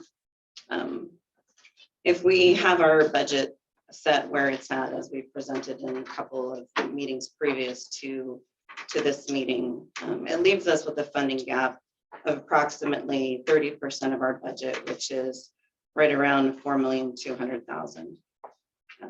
And people have asked, well, what are you going to spend the money on? Be transparent. What does that money go for? Approximately a little over 80-some%. I don't remember the exact percentage, but it's 80-some% of our budget is staff. So if we lose our funding, then basically what are we going to cut? We would have to cut staff. And what does that mean? What does that look like? Well, we have to be very careful as school board members and members of administration that we can't say, if you don't pass a levy, then this is what's going to happen. But basically, I can say in reasoning, we would only have one choice. If we do not have the funding that it takes to run our district, then we would have to cut staff. And what does that look like? That would look like our children having less teachers to student ratio. You'd have more students per teacher. You could have classes that we have, programs that we can no longer fund. So basically we would have to cut staff and programs is what we would have to cut. I mean, there's lots of other things that we could cut in the budget, but they're so minimal that they would never reach that percentage threshold, just because so much of our budget is made up of staff. And by the time, I mean, you can't really cut what it takes to operate our buildings, because if you're going to have the lights on and the heat on, you've got to have the lights on and the heat on. And I've looked at quite a few school districts who've gone to the 4-day week model. They really save almost nothing in their overhead costs. And I don't recommend that. What I do hear is our community members, and I do hear that they are very concerned with inflation. I do hear they're concerned with increased costs everywhere. It's a very difficult world that we live in right now, and the biggest problem of it is supply and demand. COVID has hit us in so many ways that we never intended. We're talking about something viral, but what it's done is cause shortages. People aren't making as much of X as they used to. There's less of it, therefore now it costs more. And I'm sure there's a lot of other things involved with that. But I really do hope that the future looks better, gets better, that some of these things can be fixed. I really applaud the efforts of quite a few community members who have really stepped up and started banging on the doors of our legislature saying, hey, this is not how we want to do this. But until they fix it, which it is they legislated the way that we're funded right now. So the legislature did do that. We have to live within what they legislated. So if our funding model and what the state of Idaho pays for leaves us with a shortfall of running our schools the way we are today, I would say that we use, there's about $700,000 in SRS funds that we could pull out that would leave us with approximately a 45-day reserve, which I feel is very necessary because a lot of our COVID dollars that we would possibly be using we get paid by reimbursement. And there is never 100% a guarantee that if we submit a reimbursement that it's going to be reimbursed. So we do need to have the funds to be able to operate. I do agree with what Joe said. I really hate to see us completely deplete that fund because we have old buildings that need maintenance, but we are in such of a situation that our community is having a hard time shouldering any increased burdens in the property taxes. I would say that I would like to see us use the approximately $1.8 million in remaining COVID funds. And then for some of the things that we need to have done in our budget this year, there's approximately 30,000 that we would pull from the school plant facility fund, which leaves us basically with the remaining shortfall of 1.7 million. I have a discussion. Am I good? Okay. So I did put together a little presentation just because that's what I do. It's kind of how I organize my thoughts, and you guys have been asking for it, so I figured asking you shall receive. Bill, are you awake? You asked for this. Okay, then, all right. All right. All right, so this is the logistics of the district. There's 100 acres of property that we maintain. There's 70,000 square feet of buildings. There's 6+ buildings. There's 21 miles between Cooski and Grangeville, which you probably know, and there's 52 miles from Grangeville to Elk City. And as you see, those 3 arrows are where our schools are located. And so you can imagine the bus routes and expenditures that come from that geography. Next are the people. So the district students and employees, there's 1,174 students. There's 175 people that this district employs. Of that, 82 are certified or working on certification teachers. 87 are non-certified full-time, and 5.5 are administrators. You get a half because there's a tech guy, and he does half tech, half principal. So that's where you get that. And we can actually, I will have this on, I can email it to you guys if you want as well, so you can see the numbers better. These are our expenditures for the year. And I have looked over this 3 months, and then I looked over it with a fine-tooth comb the last 3 weeks. This is what we are spending, and I would love to meet with any of you guys and talk to you about these numbers. So we figured we came up with this 22-23 budget because what we did basically was with the consumer price index, it's really going up 7%, and you guys are all feeling it, but we estimated 3%. Bare bones, not going up the full 7 CPI, okay? So we came up with 14,180,152 based on last year's expenditures.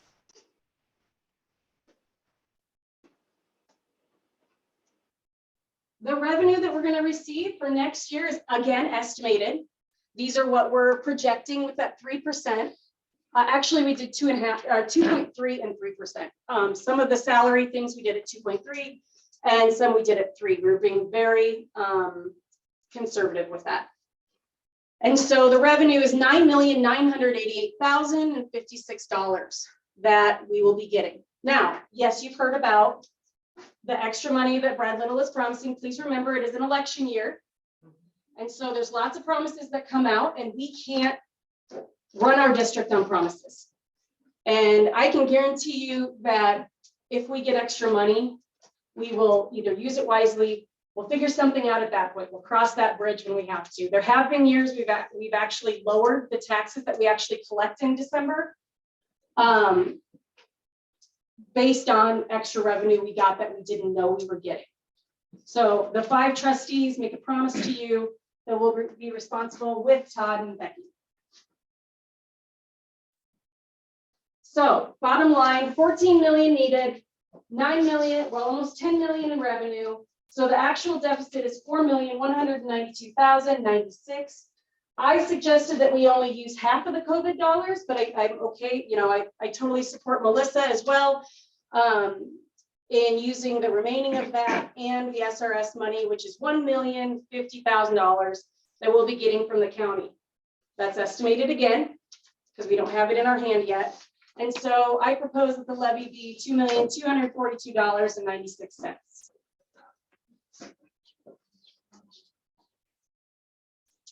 So what will the levy buy us? Necessary building maintenance, quality teacher retention, because where do the quality teachers are going to go find other jobs other places? They're totally marketable. We lost a high school math teacher that could teach high level classes. So if any of the kids want to take it now, usually they have to do it online or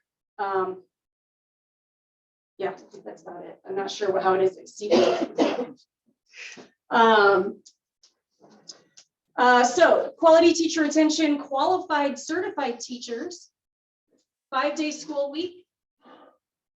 And I've looked at the 4-day school week and it actually says, you know, research-based over the nation, 2.5 to 6% savings in expenditures. So if we don't pass the levy, we're going to be cutting where we can, and it might go to a 4-day school week.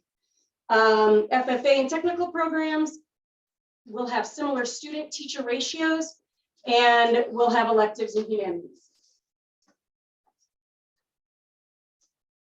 So these are some of the building maintenance that are very important. There's also, and I'm just saying this at GHS because CV actually had their roof replaced this year, if you know that. If you rode by it, you saw that the roof was replaced. So now GHS is in the next cycle. It's actually coming through the classrooms and dripping down the walls.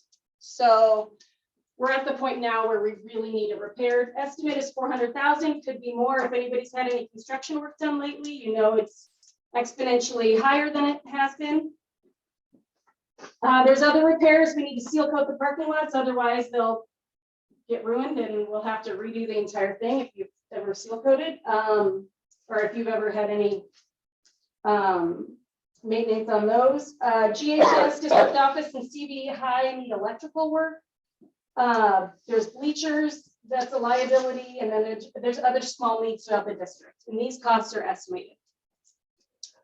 So the history of the levy and why I would support March. These are the green is when we pass the levy. This is the amount, this is the date, this is the yays and nays. And so as you can see, the last consecutive passing were 2015 to 2018, and they were held in March. And then we had the one in May in 2019 that passed at the same exact amount as the March one previous. And then May 20 and May 21 failed. So the cost of the March levy, it will be $11,000, but that does not come from our county. It just comes from the school district, it comes from the state. And there's actually election money that our county gets reimbursed. So it doesn't cost our county or district anything. And when I was talking to Ken, or when Ken was talking, I can't address everybody individually, but I am a servant who cares about the district. The school district is suffering just as the community is suffering. We're all feeling it. Everything's going up in price. You guys have asked to listen to the people that you serve. I've listened to everybody in the community. I talked to everybody, and it's pretty split down the ways. And I don't feel like it's constitutionally correct for me to come up here and the 5 of us to choose. I want the taxpayers to choose.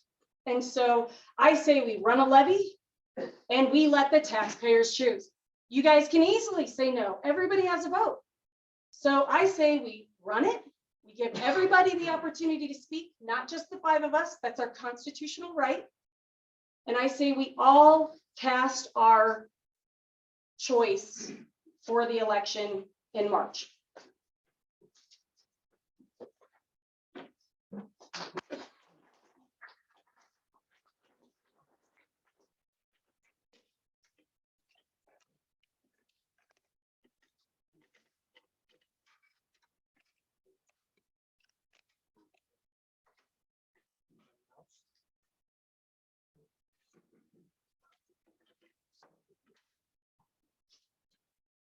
I think she took off. There was Laura Embry made the statement, we all work hard.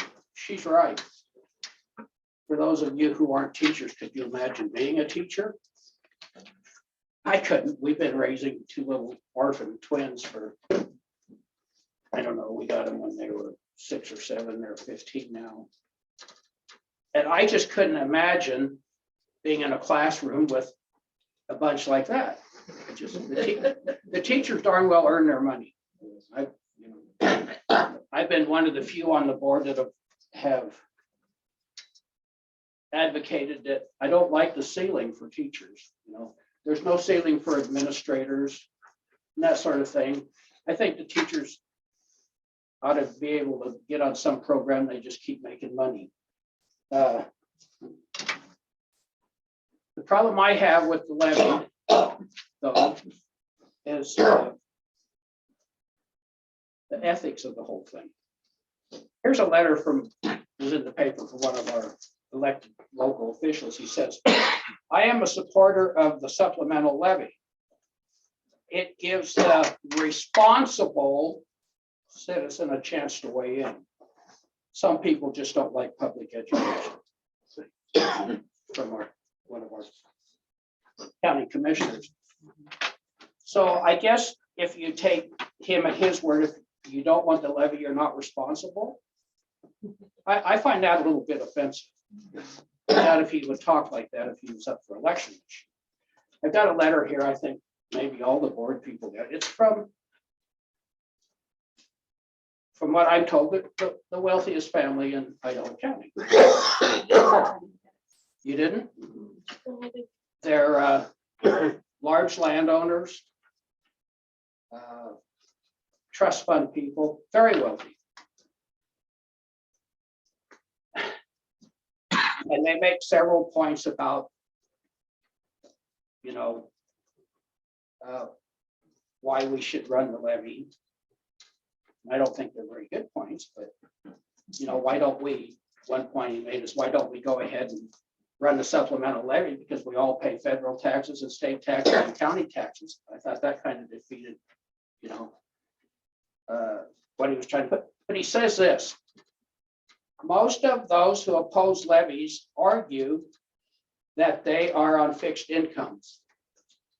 Well, to me, that was kind of condescending. They don't argue they're on fixed incomes. If they're on fixed incomes, they're on fixed incomes.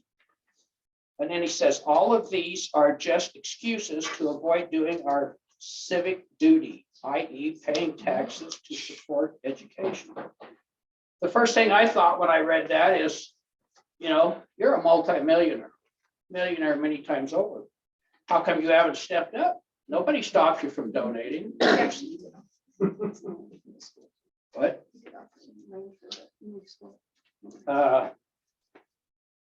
Nobody stops him. The county commissioner that wants to be responsible, nobody stops him from coming in and paying his taxes.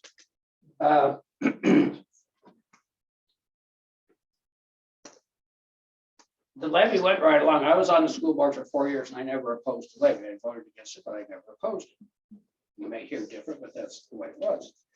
I opposed it when we had a superintendent come in from out of the area and he wanted to raise the levy, which had been running pretty close to 2.6. We raised it 1 year to 3.1 with the intention to help support the insurance funds that was running low.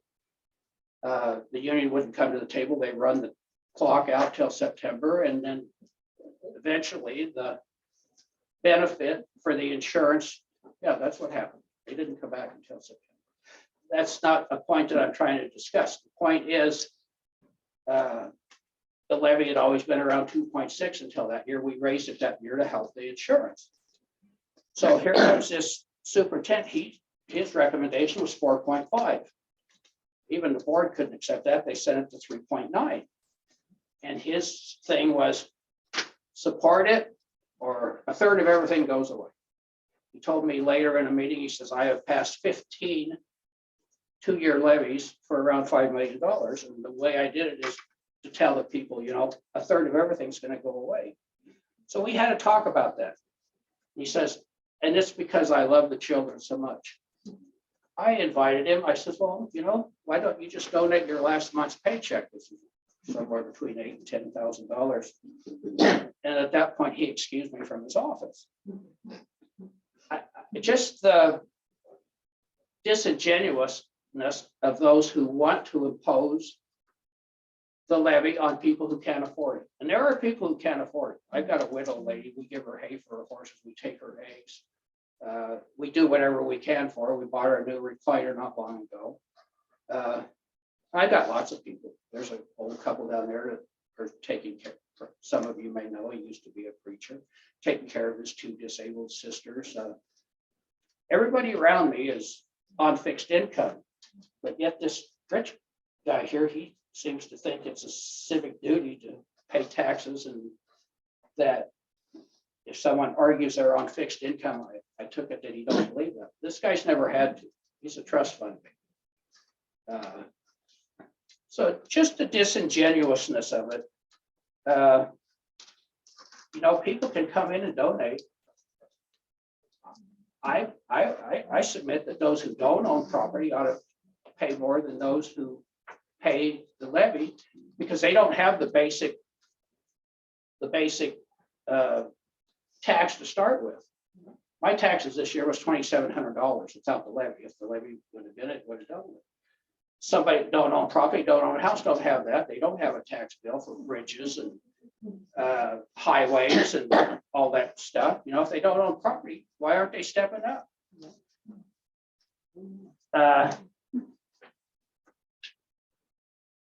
To me, it's a lot more honest, ethical, and responsible.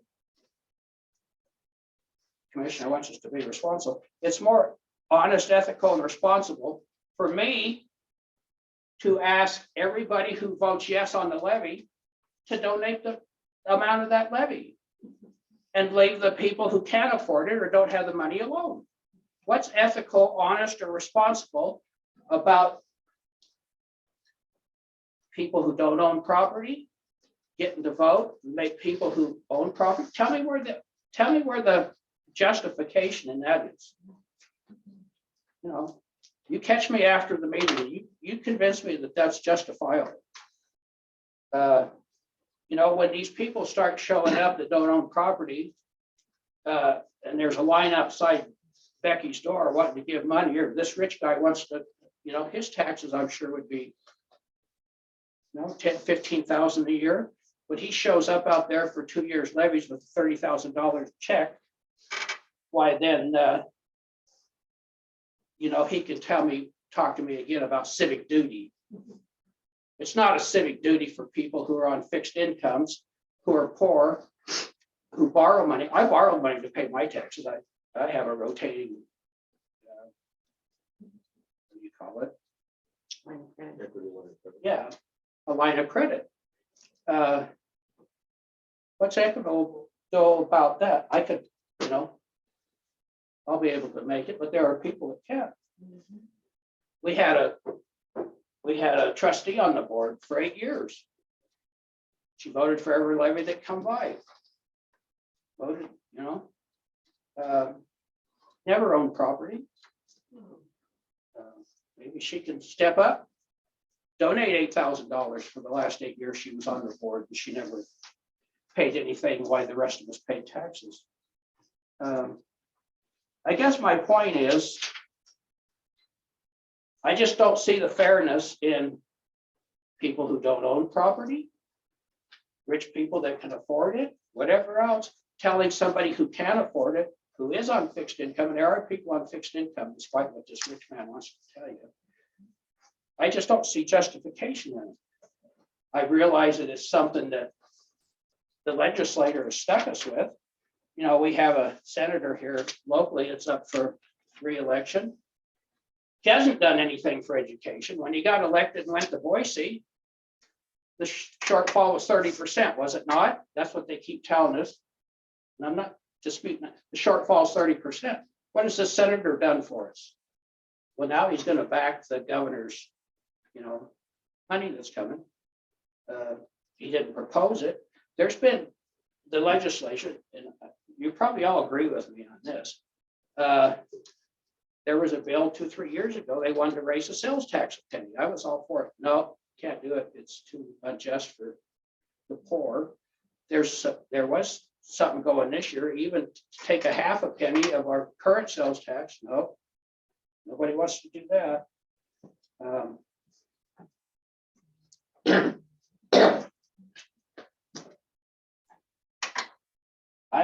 I just, that's always been my problem since I've been on the board, is the fairness or the equity of a levy.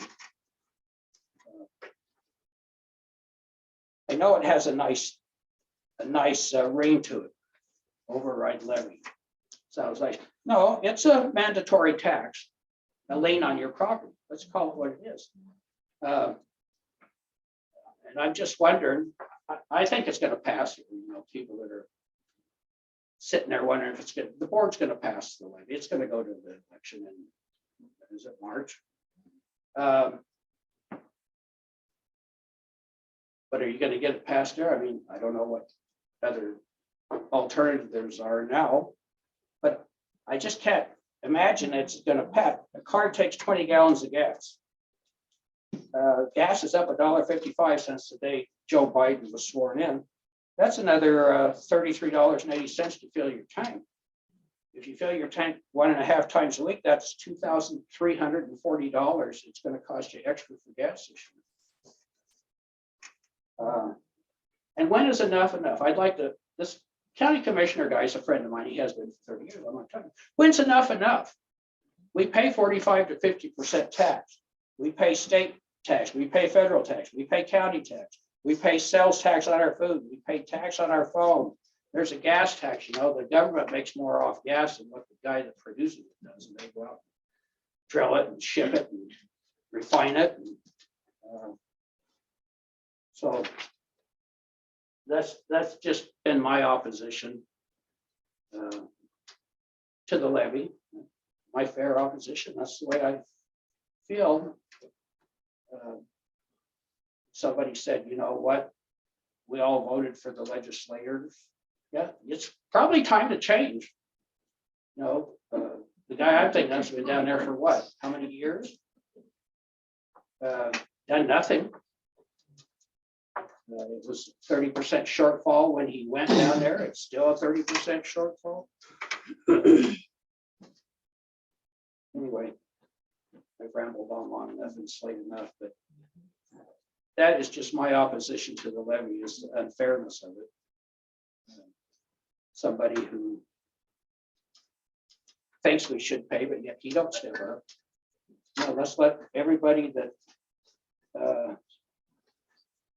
let's let everybody on the board here that votes for the levy tonight. You know, let's let them belly up. Let's let them pay $1,000 or $2. Let's let everybody that talked here tonight that's in favor, you know, step up, write out your checkbook. This lady will take your money. You know, if you want, if you I think, bought your grandson his cross-country uniform. You're welcome. excuse me, you're out of order.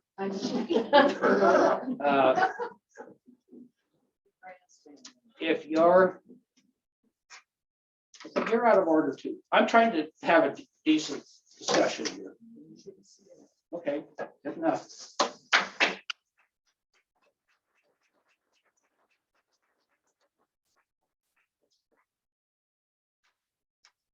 I noticed I started getting booed when I suggested people that were in favor come up and pay their share.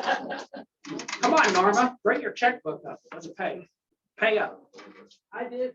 I bet. You have to wait till everybody. Right, that's what I was asking them. Right.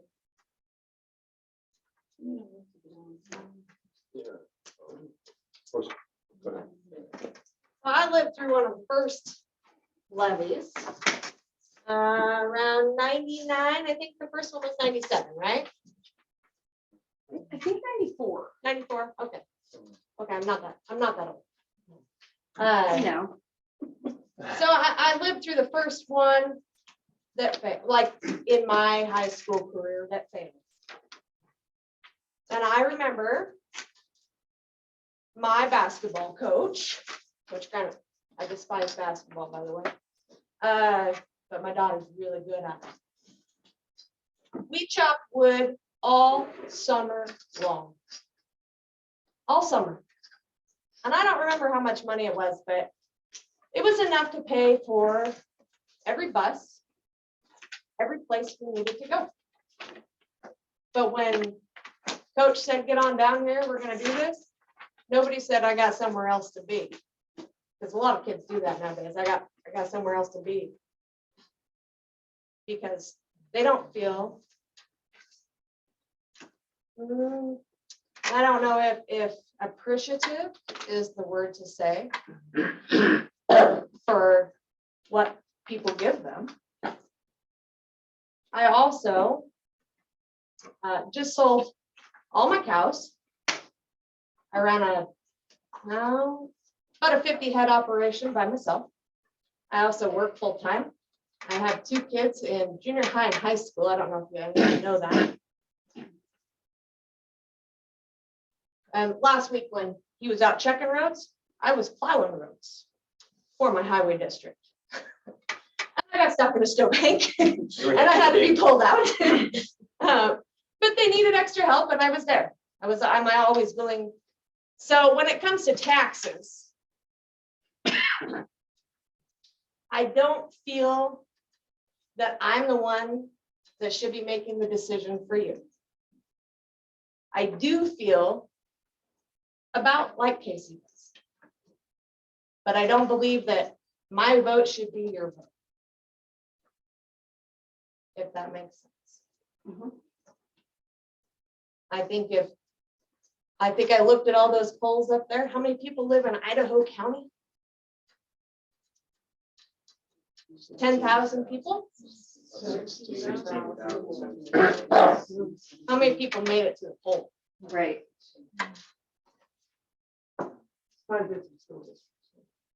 So there's your difference. There's people that care, people that don't, people that are gonna make it, people that aren't. If the building's falling down, hopefully we can fix it. I'm not too excited about 1.7 million or any amount whatsoever. I don't feel that not knowing what the money is coming in, I think if we get extra funds, I think the excess should go back. That's just how I feel. You know, I've been done a couple things just because I'm old, but this is the only situation that I can think of where I actually find myself agreeing substantially with both sides of this issue. So the question for me comes down to one of the oath of office, which Ms. Kaiser mentioned. And you know, I've been on this job for 17 days, and I thought we had a pretty robust campaign with respect to the school board this year. I hope you people agree. But the fact of the matter is, for me to do anything, well, let me say this first. My hope is, I'm probably going to violate some procedure up here by saying this, I'm hoping we can put this vote off for another month to get a better focus on what is actually happening. I agree with these comments about the political year and all that sort of stuff. But the fact of the matter is, we don't know. We don't know. And we don't know about too many things. All right. What I do know is that the factors that are outside of our control, which are most of them, if not all of them, to include inflation, to include the economic impact that I think is the negative economic impact of the out of control inflation and the other things.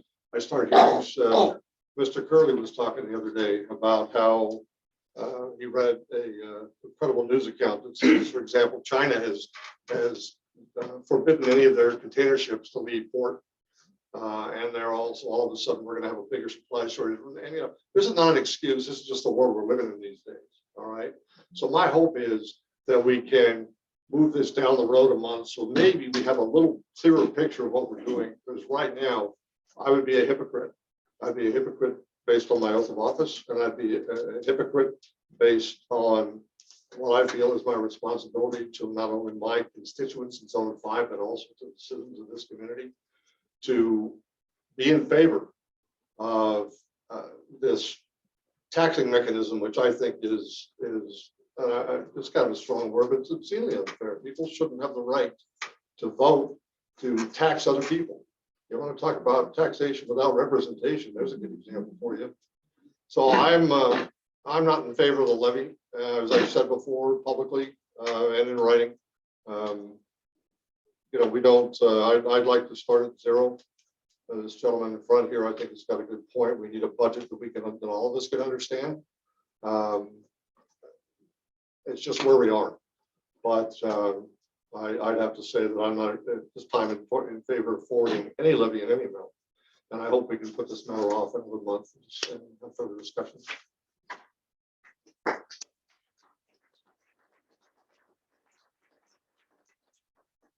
We have a motion. I'm sorry, I have additional comments. please. I just like to make just a few additional comments. I mean, I realize that some of our board members haven't been here on the board for that long. Part of the problem is some of the folks in our community spoke and said, if we waited a month, and Becky can correct me if I'm wrong, but we're really not going to know that much more about what's going to happen with our funding. If we waited 2 months, that part's not going to change, but what I can tell you is going to change, and it's something that has really been a huge concern, is what is going to change is our staff will not know where they stand, as they have repeatedly for the last 2 years. And it has caused us to hemorrhage people.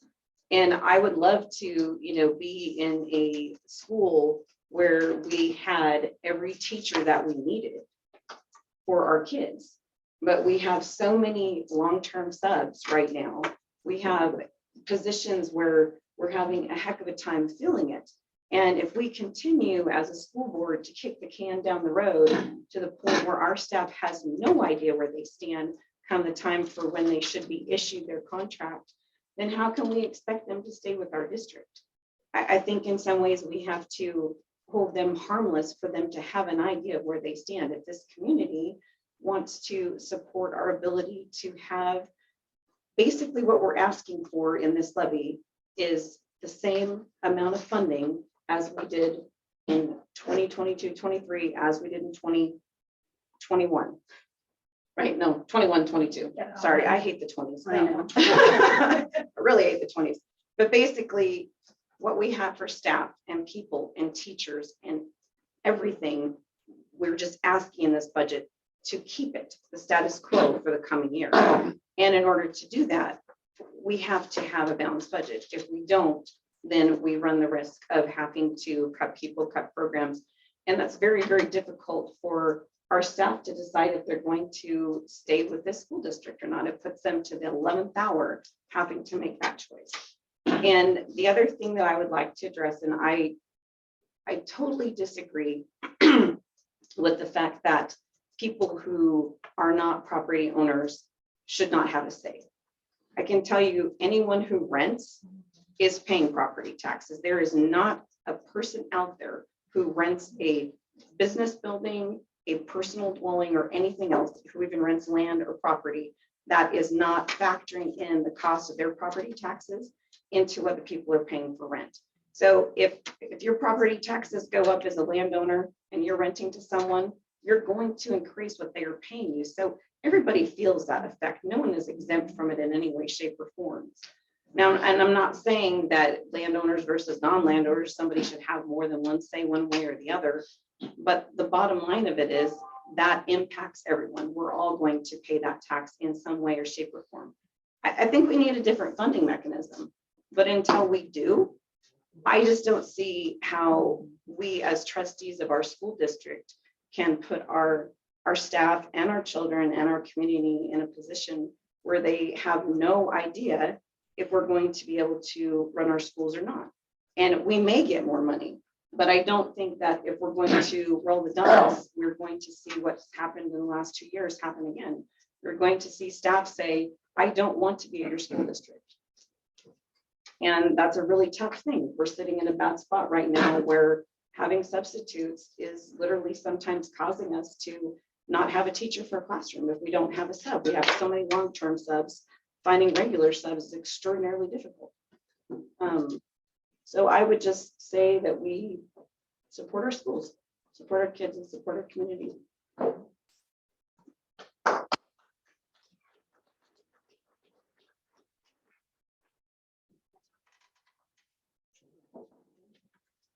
I just wanted to let you guys know about a few things. First of all, our teachers that are working in this district currently do not have their 21-22 contracts. So it's coming out, and they decided on it in October. But just so you know, they've worked from August to December to January without contracts. So that's just something to keep in mind. So the instability is still there. I'm also not in favor of how this is all done. It was done in 2006 by Rish and Crapo, Republican legislators that made a decision that they thought was right at the time, and obviously we see differently. That's why I volunteered to be the legislative liaison for this district, for this board, so that I could help them come up with other ways. And I would feel free talking to any of you guys about that. I understand that the kids aren't appreciative of all the stuff we do. I'm a mom, I get it, but it starts at home where we got to make the kids, we got to make them, and a lot of the kids don't really have that. So, we can't say, hey, but you need to go do this because it's the right thing to do. So teachers do help with that as well. It does suck that they, back out of things, or, just the concession stand 2 nights ago or Saturday, they had 3 kids lined out and none of them showed up. So Josh Ebert stepped up and ran the concession stand while his son was playing basketball in there. So it was also stated that we shouldn't be fundraisers as a board. I 100% agree with that, but imagine what will happen if we don't at least let the voters choose for a levy. We'll be doing a lot of fundraising. That will be our full-time job if we do not have levy money, and if we don't at least let the voters choose. I understand people are on fixed incomes. I talked to the treasurer of our county, and she said there's anywhere from 5 to 10 tax deed sales a year, and they're habitual non-payers. It's not people that can't pay, it's habitual people that choose not to pay the taxes, usually.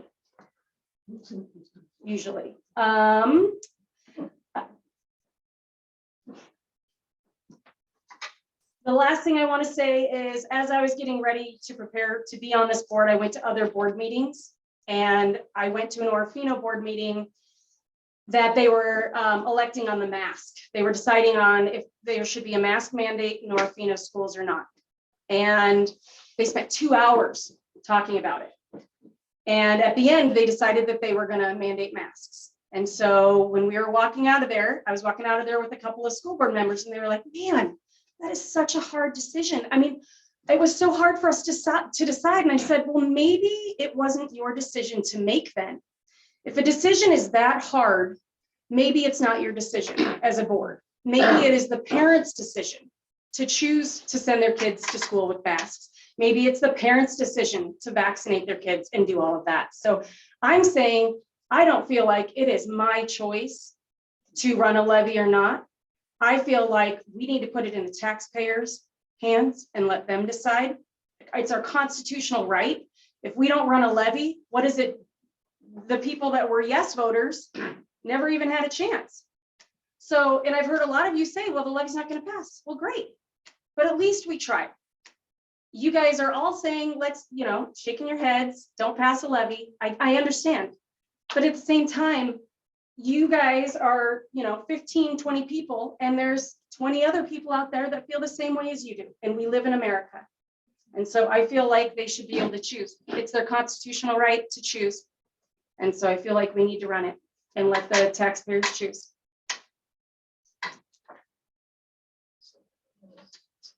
I might remind the board that 20% of the districts in Idaho live without levies. I see once in a while in the newspaper, it'll get twisted around to where it's 84, 85%.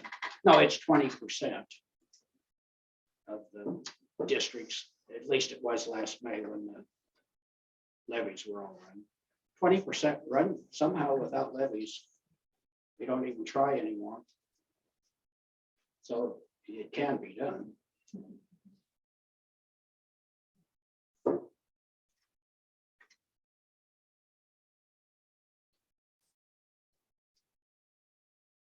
Anything further? I believe we have a motion ordered by Melissa for to approve the supplemental levy amount for the March 8th, 22 election. in the amount of, and correct me if I get this wrong, $1,700,000. Do I have a second? I second. Again. Again, for the record. All right. Call for a vote. All in favor? Aye. Opposed? Nay. Nay. Motion carries.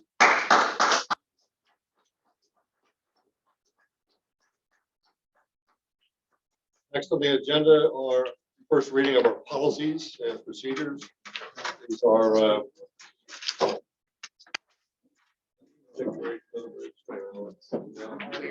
This will be fast. First reading.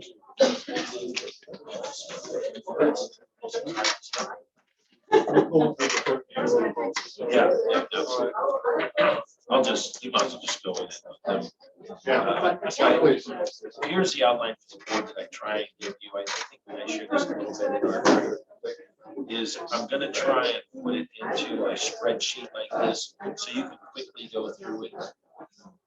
Lacey said she likes to go through it with a fine tooth comb. Or did you word that? Yeah. No, my point is that what I'm looking for. Can you go ahead and have your discussions out in the hallway, please? We have a little bit more business to do. Thank you for coming. And for the input. I mean it. Yes, thanks for the input too.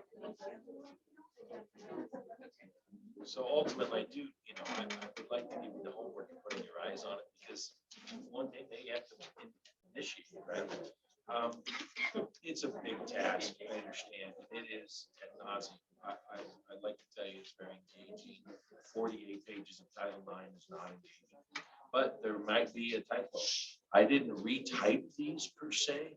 So the 3000s is a rewrite, which comes from a rewrite from ISBA, and they just say, hey, these are the rewrites. There may have been a new case law or something. So you have to bless them again. And then you've already approved the 3000s. These are all rewrites.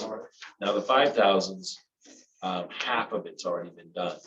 We paused this in November, knowing that there'd be a new board. And so that first reading comes now. And generally, the first reading is, there's your homework. I presented it to you. You get, and I'll just say to the board, as you see something, Lisa, I think I heard you say I saw a typo. Hey, just throw me an email. 5320, there's a typo, line 3 or whatever, or it didn't make sense. Can you articulate that? Or can we have more discussion around that? And that discussion more than likely will come out in our February meeting time, after you've had a chance to go through it. Cool. Make sense? So there you have it. Did we formally agree on that February 3rd? work session? Okay, I'm just saying for purposes of this. Well, are you saying work session? Yeah, the work session. In the work session, there'll be no action items whatsoever in the work session. So it'll be posted as a work session.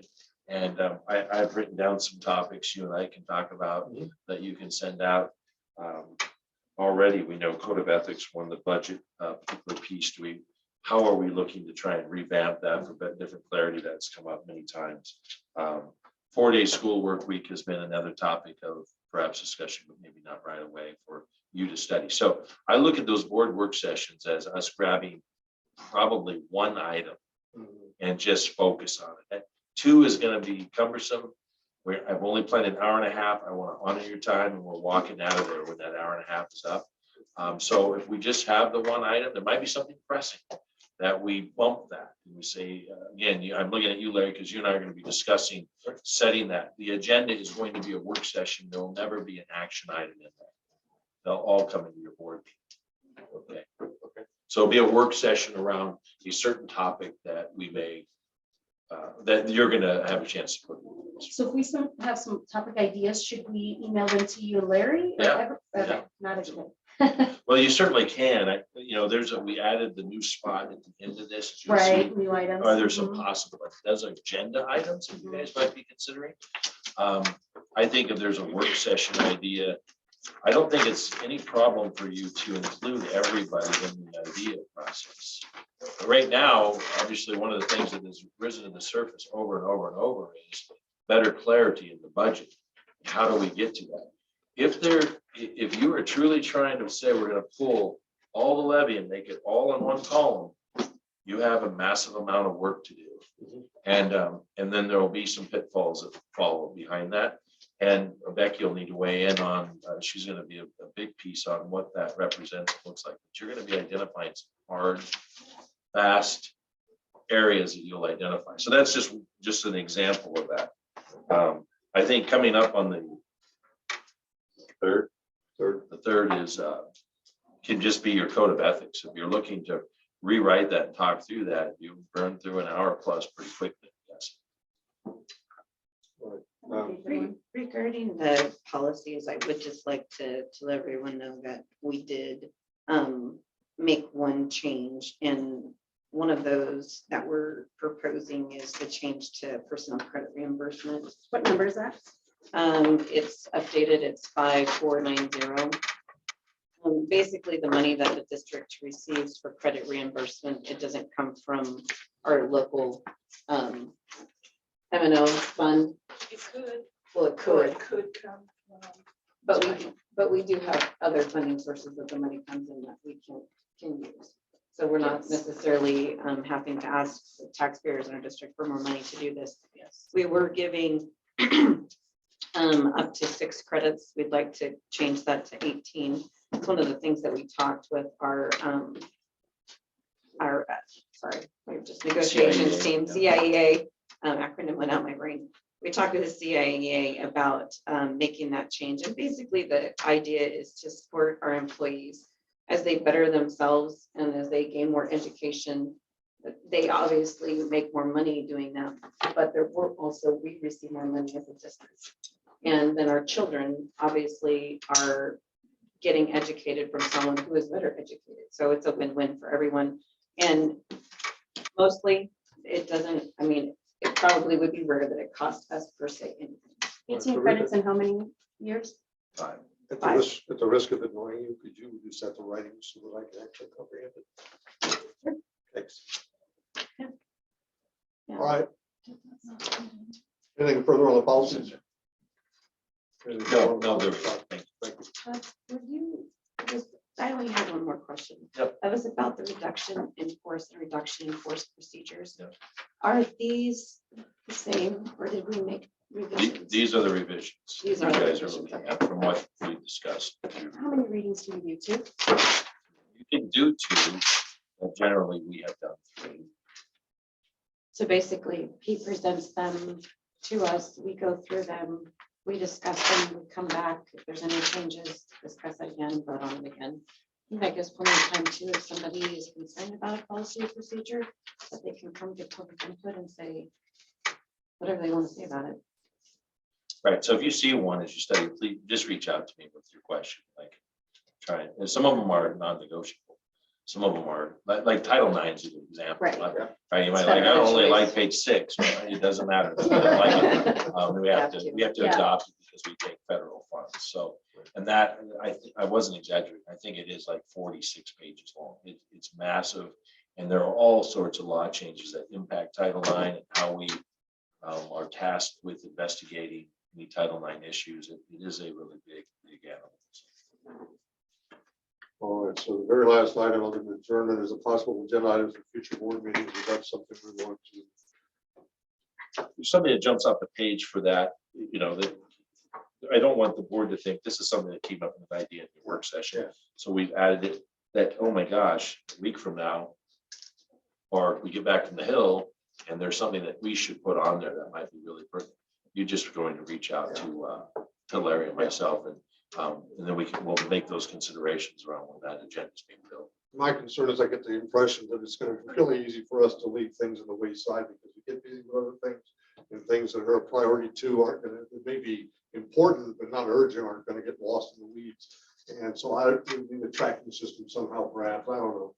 The other thing that this board hasn't done, and I haven't done for a number of years, is a work session. I have done it with some prior boards. So we're about to step in, seeing each other every 2 weeks instead of every month. So my hunch is that item goes a little bit by the wayside because we can focus on some things we can work on.